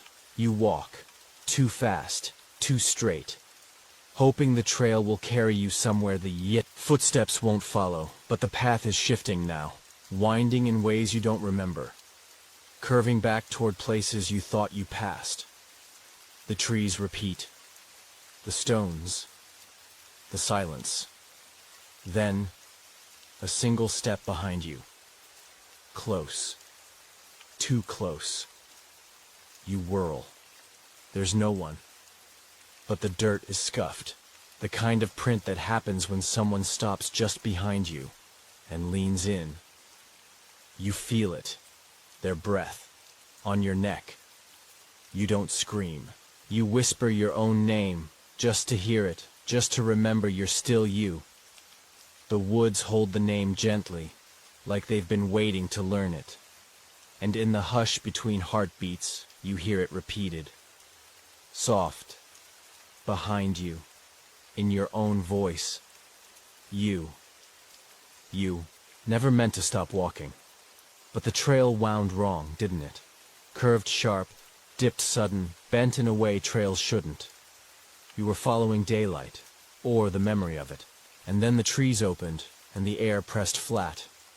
And there it was. The cabin. Old. Wrong. Not ruined, not rotten, not draped in ivy like something peacefully lost to time. No, this cabin is recently remembered. Too clean. Too quiet. Like it was built by hands that didn't know how to forget. It sits crooked on the slope. Not quite on the trail. Not quite off it. Just waiting in that space between belonging and intrusion. The porch boards don't creak in the wind. The windows don't reflect the sky. You blink. It remains. A shape that doesn't shift with your vision. You look away, and for a moment it flinches from your mind. But it comes back. They always do. You step toward it. Not because you want to, but because the woods behind you no longer offer a path. They've folded up, swallowed your footprints. This is the only direction now. The cabin smells like cold, iron and old pine. Not decay, not warmth, just memory without comfort. There's no light inside, and yet, you can feel the windows watching you blink. Your hand rises to knock, but there's no sound. The door absorbs it, like it's heard it before. You don't remember turning the knob. You don't remember deciding. But the door opens. Inside, the air doesn't move. Dust hangs in still spirals, floating through unseen. Drafts, tracing paths no wind makes. You step in, it is dark, but not empty. The kind of dark that remembers light. There is no electricity, but the shadows know your shape. They cling to your ankles, tug at your sleeves, taste you. The door closes behind you without sound. Inside, the cabin feels larger.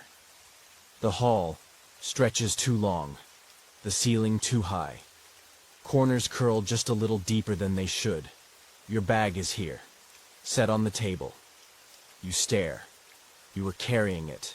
You would have felt it leave your shoulder. But there it is, waiting, like it arrived first, like you followed it. You whisper your own name, again. You don't know why. It sounds smaller here, more fragile. The walls absorb it differently. The hearth is cold, but not dusty, recently unused, as if someone stood there moments ago, remembering how to burn. Photographs line the walls. You shouldn't look, but you do. You always do. Smiling faces. Unfamiliar. But in the blur of each one, there is you.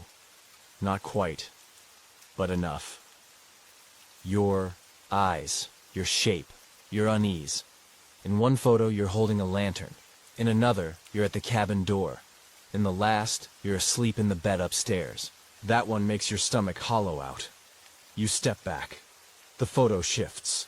Now the eyes are open. The light flickers, but no light source exists. The room blinks. Something upstairs moves. Not walking, just adjusting. A floorboard sighs. A mattress breathes. The cabin is not empty. You reach for the doorknob. It isn't there. The wall has folded around it. The wood unmarked, smooth, solid. You didn't hear the change. You weren't meant to. In the far corner, a rocking chair rocks once, then stills. You tell yourself it's a dream, but the cabin hears that, and it disapproves. You hear laughter. Not human, but not cruel. Laughter like peeling wallpaper. Laughter like a match struck in a silent church. You sit because there is nothing else to do. The chair was pulled out for you already. The cushion, still warm. Time changes shape here.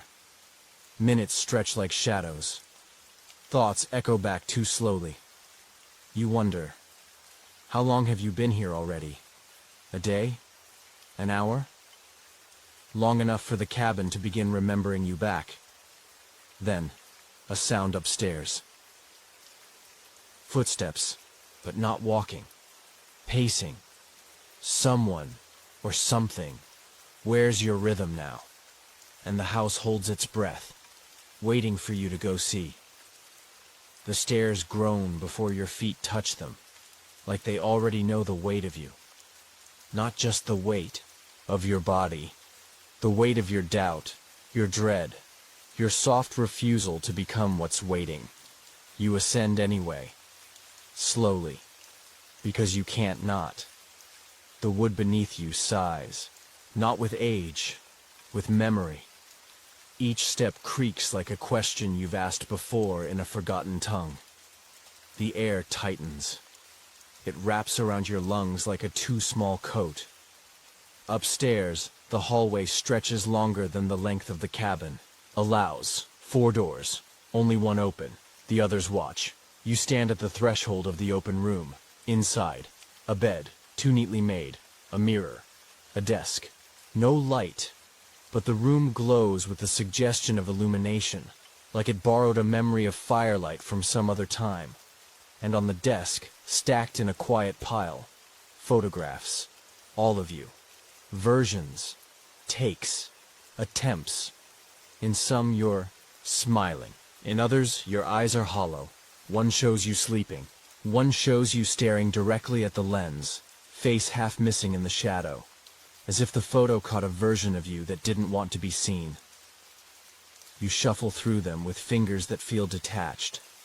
Paper slices your skin. A clean, thin sting.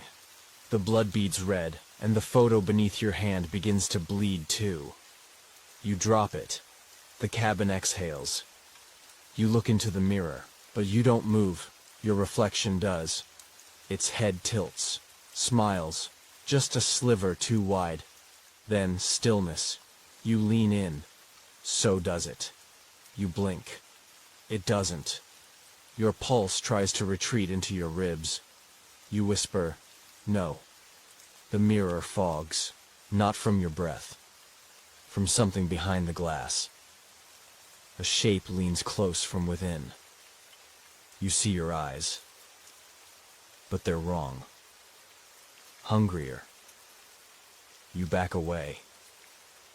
The reflection stays close, watching you, not copying you. On the bed now, your journal. You never unpacked it. You open it.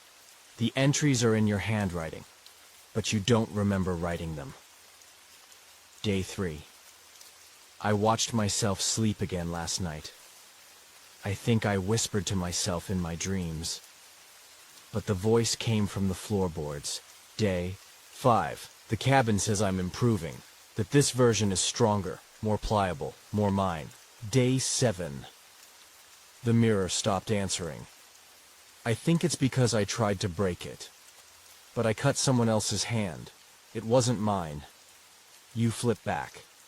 There's an entry labeled Day 1. It is dated tomorrow. Your name is signed at the bottom, but the ink is still wet. You run your thumb across it. It smears. The reflection in the mirror begins to hum. You feel the vibration through the floor. Low, bone deep, like the house is resonating with something alive and ancient and waiting. You walk back into the hallway. The 3 closed doors feel closer now, like they've leaned in. You test the second door. It's locked. You test the third. It opens, only a crack. The rest resists. You peer inside, a room of clocks, dozens, hundreds, none of them tick. All their faces turned inward, as if they've given up on counting time and now count only versions. In the corner, a painting of you, unfinished, the face half shadow, half expectation. You close the door gently. The hallway feels heavier now, the ceiling lower, the air thicker. Every surface seems to swell with your breath. The wood absorbs your footsteps like memories. The walls echo sounds you haven't made yet, and then a voice. Not from behind, from within, inside your chest. A whisper. You've done this before, don't you remember how it ends? You whisper back, no. The voice says nothing more because it already knows. You're not supposed to remember, not yet. Back downstairs. Now, the photographs on the mantel are different. One is of you. Still, yes, but older. Or maybe just changed. Tired in a way that doesn't come from sleep. Tired in the way that only realization can carve into a face. Another shows you standing on the porch. Eyes closed. Mouth sewn shut with red thread. The eye. Third photo. Just the woods. Empty. But if you stare long enough, your outline bleeds into the trees, like something watching, like something hiding in the shape of you. You want to leave, but you no longer know where the door is. Every wall leads to another wall, every turn the same room again. You whisper your name a second time. The house repeats it, soft, like it's trying it on. You try the window, but your hand stops. Short, something cold presses your palm from the other side of the glass. A perfect mirror of your touch. But it's not you on the other side. It's the version the house has chosen, and it's smiling. The lights flicker. Not because of power, but because the cabin blinks. It sees you, and you realize. This place doesn't trap you.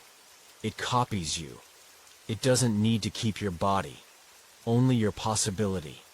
And it's nearly finished. The you that is you is becoming one of many. You lie on the bed without deciding. 2. It receives your weight like it's done it before, like it's shaped for you, because of you, as though you've collapsed here 100 times, each body layered beneath the mattress like pressed leaves. The blanket smells faintly, of old breath, something exhaled too long ago to still linger. And yet it clings. The floor beneath you creaks, but not aimlessly, not with the randomness of settling wood. There is a rhythm, slow, even, measured. Inhale, pause, exhale, creak. At first you think it's the wind. Then you remember. There is no wind here. There is only the breath of this place, thick as oil, warm as memory, constant as dread. You sit up. The breath stops. The floor stills beneath your bare feet, like lungs holding in anticipation. The cabin is listening. You step quietly across the room. The boards do not groan now. They simply respond. A shift here, a sigh there, as if something alive beneath the planks shifts to accommodate your steps. Down the hallway again. Past the doors you no longer try to open. You feel them lean in as you pass. One murmurs. You stop, lean close, ear to the grain, and in that moment, you hear it. A voice beneath the wood, muffled and gasping, saying your name like a question that's already been answered. You back away. The door remains shut. But something within it trembles. And now you know the house is not only holding you, it is housing you. Over and over. Again and again. Downstairs the air is heavier. The walls are darker, not by shade, but by texture. As if coated in thought. They seem to hum under your fingertips. You don't touch them anymore. The hearth remains unlit, but the ash is warm, and then you hear it. Truly hear it. Breathing, below you, steady, human, not yours, and not alone. A chorus of low inhales, some shallow, some labored, some too slow to be alive. All beneath the floorboards, all waiting. The boards shift again beneath your feet, not cracking, flexing, rising slightly, sinking back. The rhythm of a chest expanding. You drop to your knees, place your ear to the plank. You hear murmurs, too many voices to count, layered, overlapping, some crying, some singing without melody, some reciting your own thoughts before you have them. You whisper, "What are you?" The floor breathes back. It exhales slowly. Air rising through, the cracks with a warmth that smells like soil and copper and sleep. And just before it fades, you hear a word. Not in sound. In meaning. Stay. You scramble backward. The breath doesn't follow, but the boards remain. Pulsing. Patient. As if they can wait forever for you to lie back down. You try the front door again. It isn't there. Just wall. Flat. Seamless. You run your hands across it in disbelief. But the wood is whole. No frame, no knob, only a faint heartbeat beneath the surface. You back away. Sit on the floor. The boards rise beneath you, as if in comfort, as if inviting you to lie down. But you don't. Not yet. You wander the house. Each step measured. Each step matched by a quiet inhale from below. You count. Step. Inhale. Step. Exhale. And then, you stop. But the breath does not. The house breathes on its own now. Your presence is no longer required. You've become a pattern it remembers, a rhythm it repeats. And then you understand. It is not that something is breathing in the floorboards. The floorboards themselves are lungs. The entire house is. You are inside a thing pretending to be shelter. A mouth. A rib cage. A womb. A trap. You feel sleep trying to take you again. But you don't want to dream. Not here. Not where the dreams leak upward through the floor like vapor, thick with old voices and fading names. But the house sings. Soft, low, like lullabies sung by something that has never been a mother, but watched one die. Your head lolls. Your limbs grow heavy. The breathing deepens beneath you, and with each breath, a part of you slips away. You see yourself reflected in the darkened glass of the window. Not sleeping, not moving, but slowly becoming the silence. The mirror waits for you. You try not to go back upstairs, but the house has a way of rearranging around decisions, of taking your resistance and tucking it neatly into your footsteps. So your legs move, and the hallway elongates again, and the open door reveals the room you told yourself not to return to. The mirror stands in the corner like it has always been there. But you remember clearly.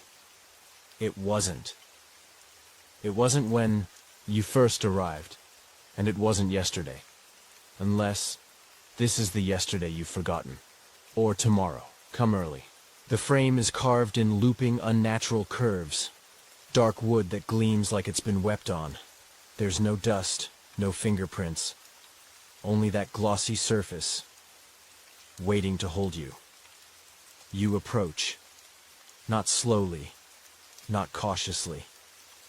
With a quiet sense of compulsion, as though the mirror has summoned a part of you your body forgot. Your reflection is you, but not immediately. It's you if you just woken from a fever dream. Slightly pale, slightly uneven. Your head tilts. Your hand lifts. But you didn't move. You try again. Raise your hand. The reflection delays. Just for a second, enough to notice, enough to dread. You smile. It does too, but only after, and too wide. Its mouth holds your teeth like they're borrowed. You whisper, "What are you?" The mirror does not speak, but your reflection leans in. Closer, nose to glass, and its eyes never blink. You feel a pressure behind your own face. A subtle tug, like your features want to slide toward the glass, like your bones remember something your mind denies. You try to step back. Your reflection does not. It stays, staring, smiling. You watch as it moves without you, a hand raised that you did not lift, fingers tapping on the inside of the mirror. Tap, tap, tap, a slow rhythm, like a heartbeat, or a countdown. You want to run, but the air thickens. It holds you still. The mirror tilts, not by motion, by intention. The room angles slightly, and now you're no longer looking at yourself. You're looking into something, and it's learning. Every expression, every twitch, every breath. You speak again, louder this time. "I don't want to stay." The mirror twitches. Your mouth in the glass curls into a laugh, the kind of laughter that happens behind closed doors at midnight. Mocking, private, knowing. It mouths back your words, out of sync, like a puppet learning lines. "I don't want to stay," but it wants you to. You close your eyes. Count to 3. Open them. The reflection is gone. You are alone. But you're not. You know that absence is just another pose the mirror wears. You back away. The glass remains blank. But your face burns. Like it's been copied too many times. Like something is bleeding through. You hear footsteps behind you. You turn. Nothing. The room remains still. But when you look back, your reflection has returned. This time it's crying. Tears roll down its cheeks like hot wax. And still, the smile holds. You aren't crying. You don't feel sad. But the tears leave phantom, trails down your own skin. You taste salt you didn't weep. Then, the mirror begins to murmur. No sound, just lip movements. Over and over, your name. Not as a comfort, as an incantation. As if by repeating it enough, it might pull you. Through, you step closer. You don't mean to, but your body obeys. Your fingertips hover an inch from the surface. The glass pulses warm, and in the span of a blink, your reflection vanishes. The glass is now a dark hallway. You see a version of your room, but twisted, familiar, but wrong. The bed is torn, the desk scorched, photographs melt like wax under a heatless flame, and in the center, standing still, is you. Your skin is ash, your hair wet, your eyes hollow and bright.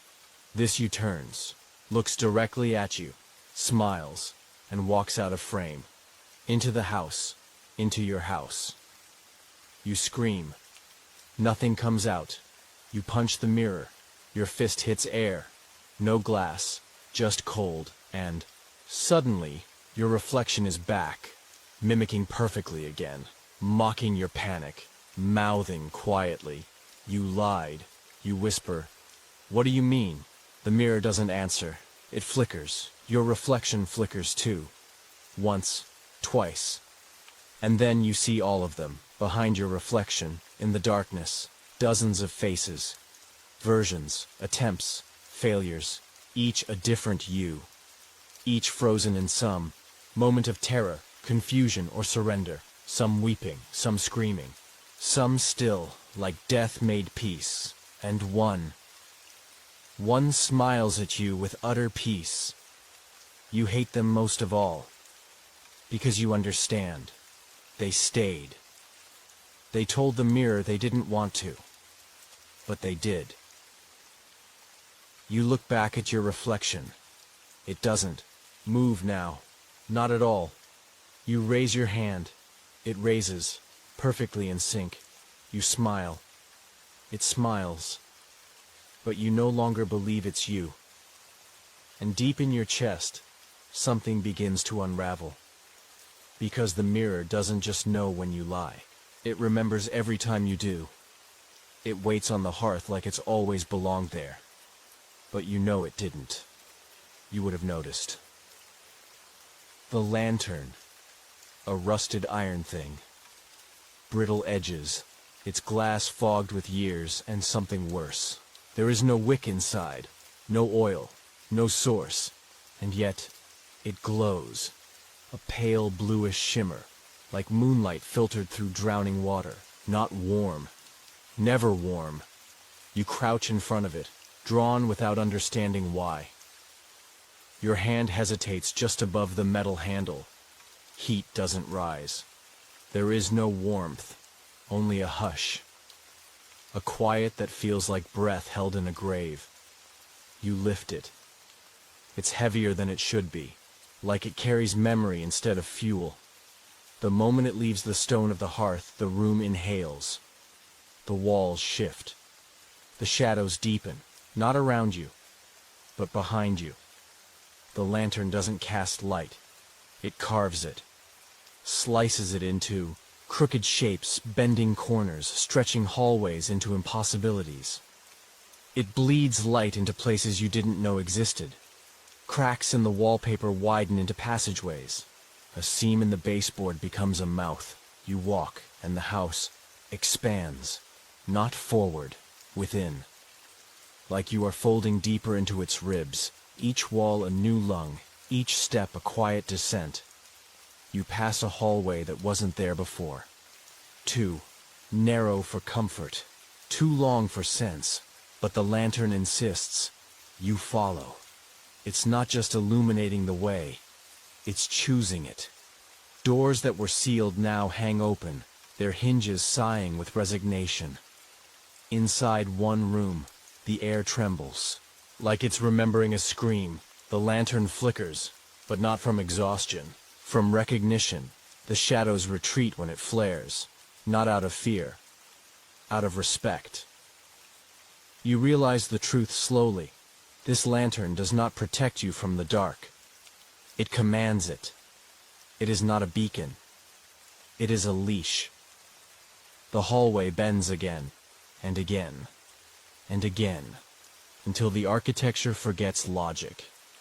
You pass the same room twice in opposite directions. You see yourself briefly in a mirror on the far wall. Only you're walking away, deeper into the house. Even though you're standing still, the light pulses, and behind the pulse, a whisper, a voice, faint and ancient, not spoken, lit. Don't put me down. You flinch. The lantern shudders.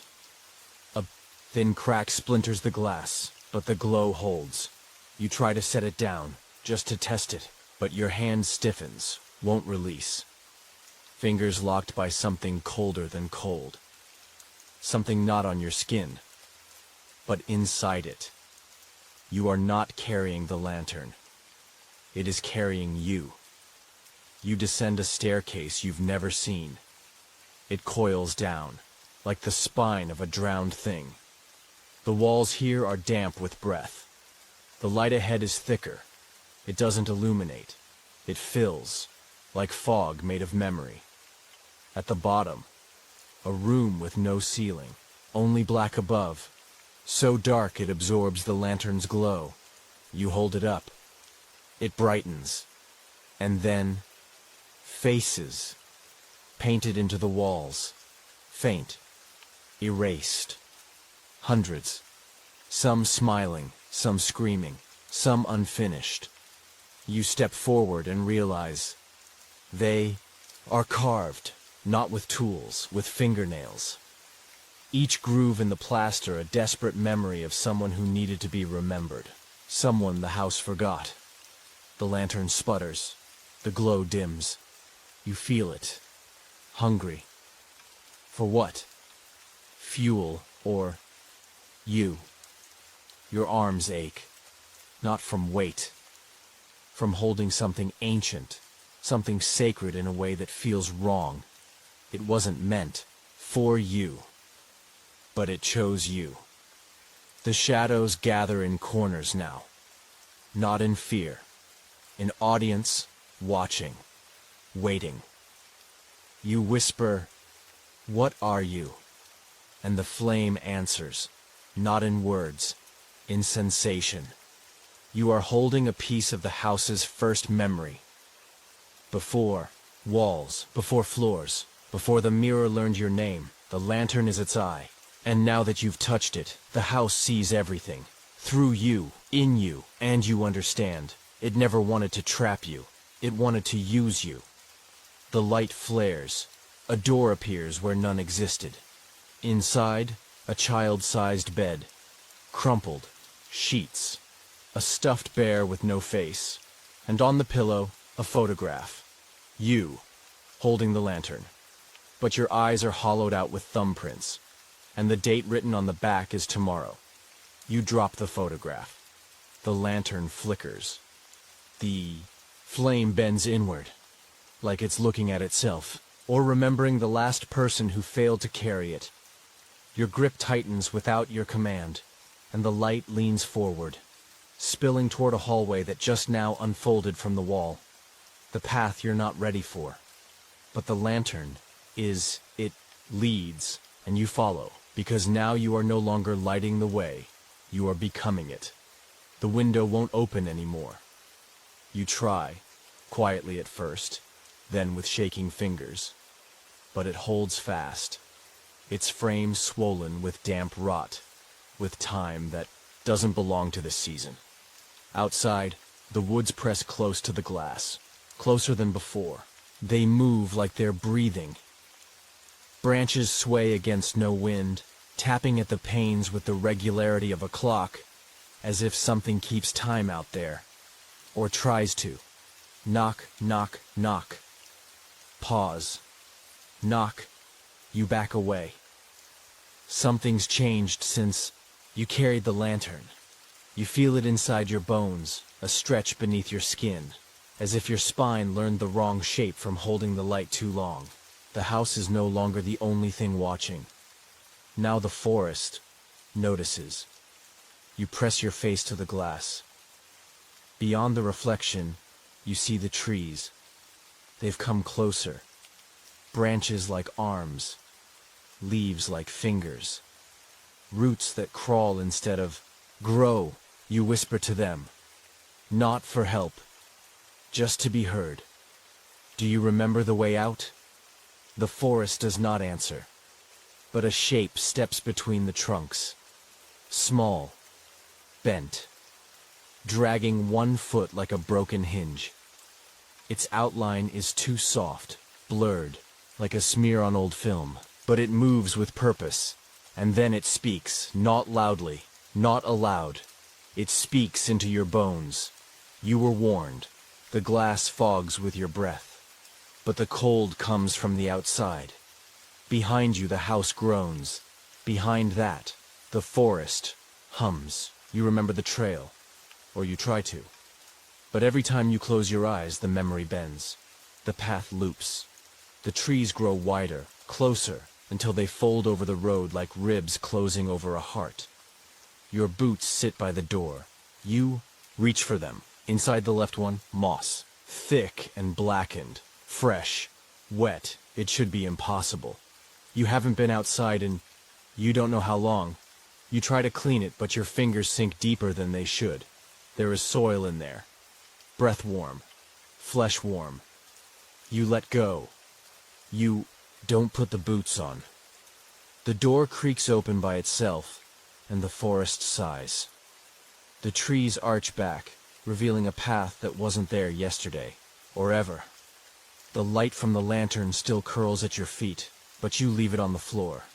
It does not resist. Outside, the air smells of old roots and old sorrow. There's no sound, but the stillness feels crowded. Every tree watches. Their knots are eyes.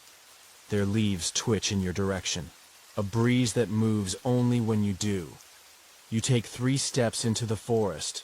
The first step echoes like a bell. The second step stirs the undergrowth. The third step makes the crows take flight. You didn't know they were above you.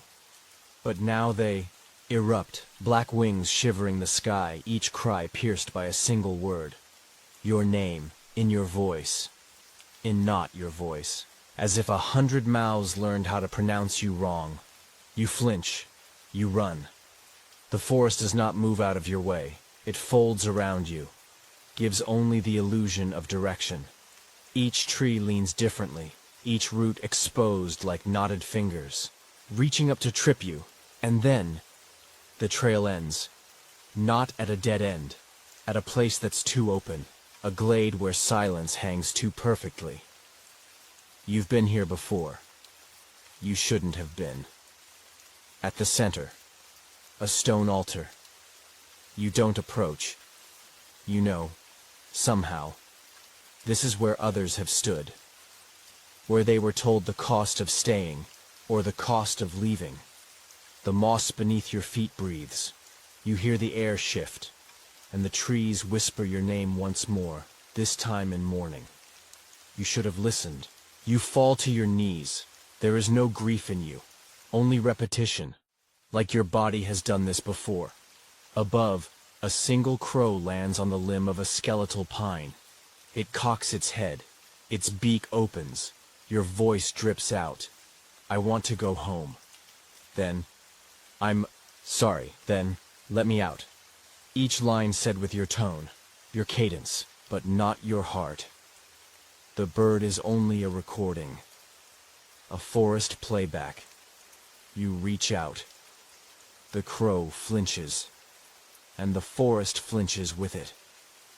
You whisper, "What do you want from me?" And the trees answer by forgetting you.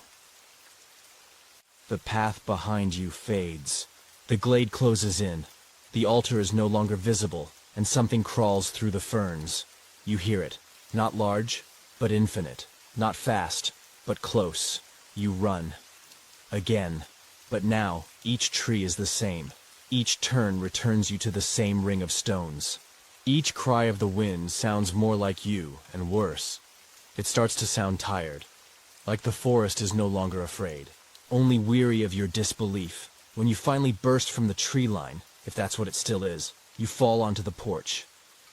The cabin door swings open, without sound, without invitation. And there, just inside the doorway, sits the lantern, still burning, still waiting. It begins just after midnight. You lie on the floor, back against warped boards, cheek pressed to wood still warm from the lantern's glow. You don't know how long you've been listening. Only that the silence has changed. It isn't empty. It has depth, like a room beneath a room, a presence beneath presence. And then you hear it. Not loud, not sudden, just a soft breaking thing. Muffled, wet, a cry, your voice, your pitch, your rhythm, but filled with a grief you haven't yet reached. It rises from below the boards, from the grain, from the seams, as if the wood itself is weeping in your tone. You whisper your name, and the sound below repeats it, softly, wrongly. You scramble to your knees, press your ear flat to the floor. The sobs continue, slow and halting, but they never fade. They only get closer. You crawl room to room, following it, until you reach the corner of the living room, the spot the lantern always glows brightest, as if guarding something, or illuminating what shouldn't be remembered. The floor feels thinner here, like skin. You knock. It knocks back, and then you see it. A hatch. It wasn't there before, or maybe you never looked with the right kind of fear. The wood there is different, darker, smoother, slightly sunken, a pull ring, flush with the grain. You hesitate, of course you do, but the crying continues, and now it begins to say things. Help me. Don't leave me down here, please. I'm still here. Still your voice, still not your breath. You lift the hatch, no creak, no protest. Just a slow exhale of warm air. The kind of warmth that comes from something buried alive. The kind of warmth that shouldn't exist in a crawl space. Inside, stairs. Not ladder rungs. Stairs, wooden, worn, weeping. You hold your breath as you descend, because the air down here feels shared. You move downward. 12 steps. 13. 14. The light from above doesn't follow, and yet the darkness here is not complete. It pulses with a subtle luminescence, a red hue like the inside of closed eyelids. The walls sweat, the ceiling pulses. Everything here feels close and damp and organic, like a wound the house refuses to heal. At the bottom you find it, a room, small, circular, no walls, just ribs. Curving bone-colored beams line the chamber, arching inward as if you've stepped into the fossil of a forgotten god. And in the center, a shape, kneeling, shaking, you but not you. It turns before you call to it. Its eyes are yours, but not as they are, as they were, before you came to the cabin, before the lantern, before the mirror smiled back. It weeps with your mouth, begging, pleading. I tried to stay quiet. I tried not to let it in. You kneel beside it. The floor beneath both of you beats, not with heart, but with memory. You ask, "What are you?" And it answers with a sound so familiar you feel your own voice split. I'm who you left behind. Every time you came back up. Every time you pretended you were whole. It grips your wrist. Its hand is yours. Its nails chipped and caked with dirt. Like it's been digging through the house from the inside. Trying to claw its way back into your life. You whisper, "I didn't know." It laughs. Not cruel, just broken. You never do. That's how it keeps you. You shed yourself like skin. Every time you lie to survive another night. I'm the part you left down here. You look around. The walls pulse gently. A slow, steady breath. The same rhythm as the floorboards. You've been living above your own discarded voice. The part of you that remembers. The crying slows. The double of you leans close, whispers into your ear with your own lips. If you go now, you'll forget me again. You'll leave me here, and I'll start screaming. And next time, you won't hear me at all. You feel the pressure mounting behind your eyes. Not tears. Choice. You can't stay here. You can't leave this version of yourself behind again. You grip your other hand, this old self, this broken self, and it pulls you tight. You become mirrors, pressing against one another, and you whisper in unison, "Please, let me come back." The air thickens. Something above shifts.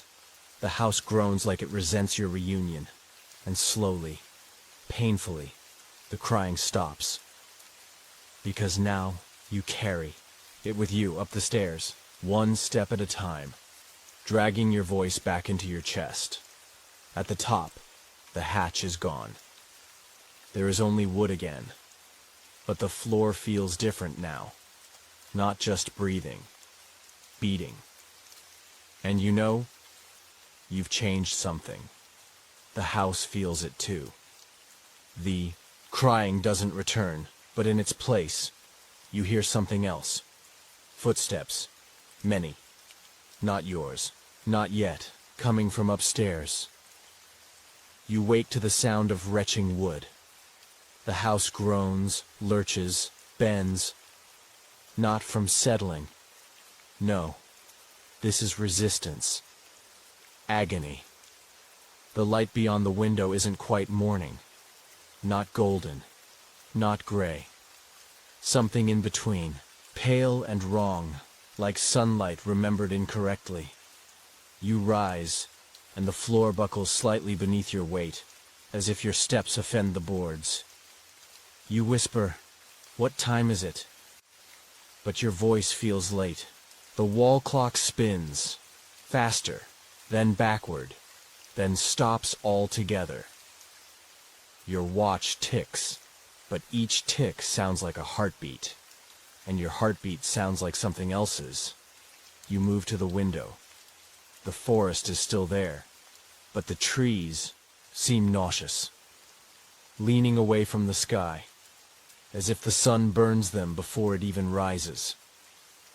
On the porch, the railing has curled in on itself, wood twisted like a wounded limb, and the door whines softly, begging not to be opened.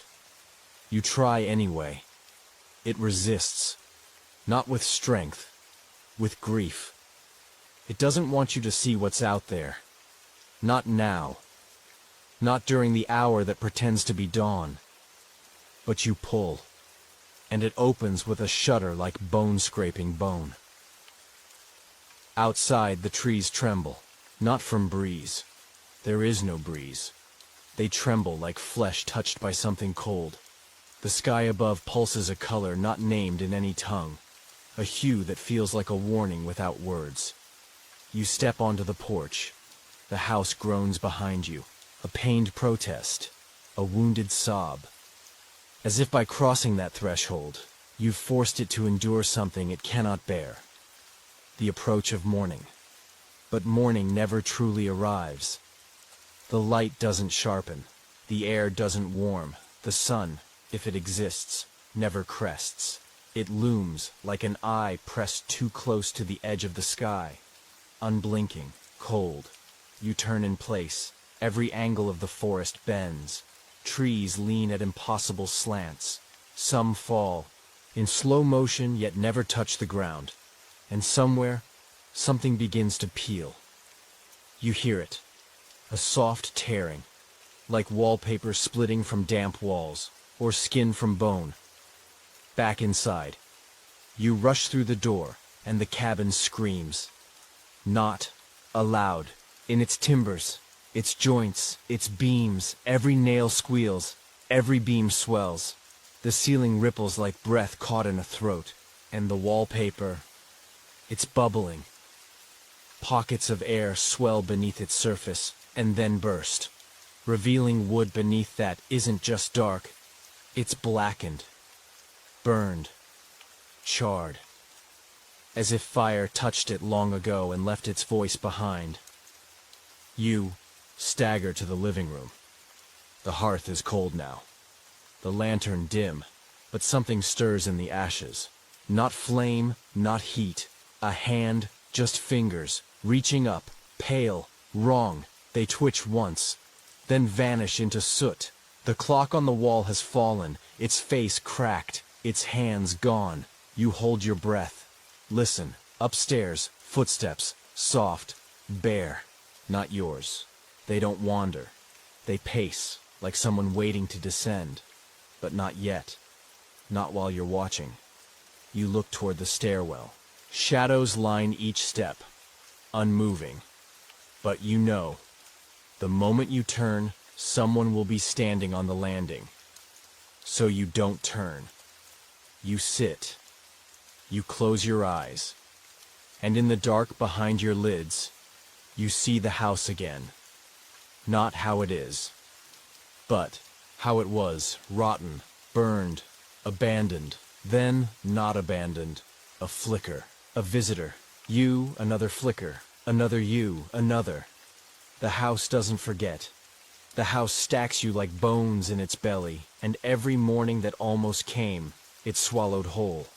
Because morning, real morning, destroys it. Not physically, existentially. It cannot exist in light. It is built from dusk, fed by repetition, sustained by forgetting. And now it hates you for remembering. The air grows colder. From the corner of the room, a hiss, then laughter. Low. Yours, but fractured. You open your eyes. The wallpaper is curling, not just bubbling, retreating, peeling itself away from the light trying to enter. The window glows, just faintly. But the house groans again. Louder. The floor cracks beneath your chair, a sound like breath being held too long. You rise, back away, step after step, until your spine presses to the stair rail. You look up. They are there, at the top of the stairs. A silhouette. Your shape, not your posture. It leans slightly, as if listening. Then it speaks, your voice. Flat. It's not aloud. You brought the light. You shake your head. No, I didn't. But the shape smiles. Points behind you. You turn. The window is glowing. The faintest light. Just enough. And you hear it again. Peeling, splitting, screaming. The cabin is bleeding. Itself open. And something beneath the stairs begins to move. The door stands open now. The one that was never there. The one you dreamed about long before you saw it. Its frame warps the air, like heat or grief, or time curling inward on itself. Beyond it, morning. You think. But nothing is certain here. You step through, and the room is familiar. Too familiar. Same armchair. Same broken lantern. Same faint ticking of a clock that doesn't have hands anymore. You've been here. Last night. Last week. Maybe the first time you ever dreamed of woods. You call out. Your name. Another's. Anything. The walls whisper it back. Your name. But flattened. Echoed. Worn down. You. The wind outside picks up. It howls through the warped seams of the cabin. But it carries something unnatural. Your scream, copied, looped, played back on a mouth too wide to be yours. You run, out the door, around the hall, back to the living room. And again, the door. Open, leading to the same room. The loop begins. 3 times. 4. The only thing that changes is your breath, growing shorter, shallower, like the house is learning how much air you need and reducing the supply. Your hands shake, your knees buckle, you sit. There is no way out. Not through the mirror, not through the floor, not through the door that promises daylight, because dawn has been trying to come for hours now. But it never crests, never splits the trees, never warms your skin. You look out the window. The forest is static, like a photograph stuck in an old frame. The birds don't move, the leaves don't stir. Only the light shifts, like something behind it is breathing.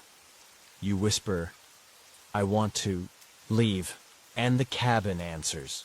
No one returns at dawn. The voice is in the ceiling this time, maybe the walls, maybe beneath your tongue. You close your eyes.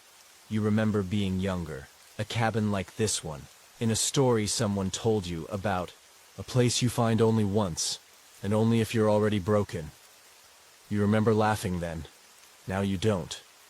You open your eyes. The room has changed, only slightly.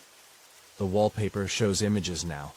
Figures, many of them, walking in circles, knocking on doors, crying into mirrors, lighting lanterns with no flame. One sits in a chair, looks out a window. You, over and over, in dozens of poses. In one, your hair is longer. In another, your hands are tied. In another, your eyes are missing. You move toward the wallpaper. Place your palm against it. It's warm. It throbs. And then one of the images blinks. You stumble back. Behind you, footsteps, the upstairs version of you, or one of them. She descends slowly, your shape, but leaner, hungrier. She doesn't speak. She only watches. Her mouth opens, a smile, a cracked one, and from her lips comes your voice. You shouldn't have lasted this long. She lifts her hand. You mirror her by instinct. The air between you thickens, and then you fall asleep. You don't remember lying down, but you are asleep. You must be, because you're outside the cabin now. The woods breathe, the trail is empty, and the sun is rising. Finally. But it doesn't touch you. Its light slides past your skin, like you are not there, like you've been forgotten by the sky. You scream again. The trees do not echo it. They ignore you now. You try to walk forward, but your feet do not move. And in the dream, just like in the cabin, the door opens, and it leads back inside. You wake. Back in the chair. Your hands blistered, your mouth dry. The wallpaper is blank again. The door is gone. The sky is stuck. The sun hangs low and pale, just above the trees, never climbing. You sit, because there is nothing else to do, because the cabin remembers you now, and you're part of its architecture, just another voice in the boards, another shape in the mirror. You speak your name one last time, but it feels like an apology, and the cabin finally answers. You'll stay this time. You nod, not because you agree, but because it's already true. And outside, the sun finally rises, but only for the world that moved on without you. Here, in this place, there is no morning. Only memory that never ends.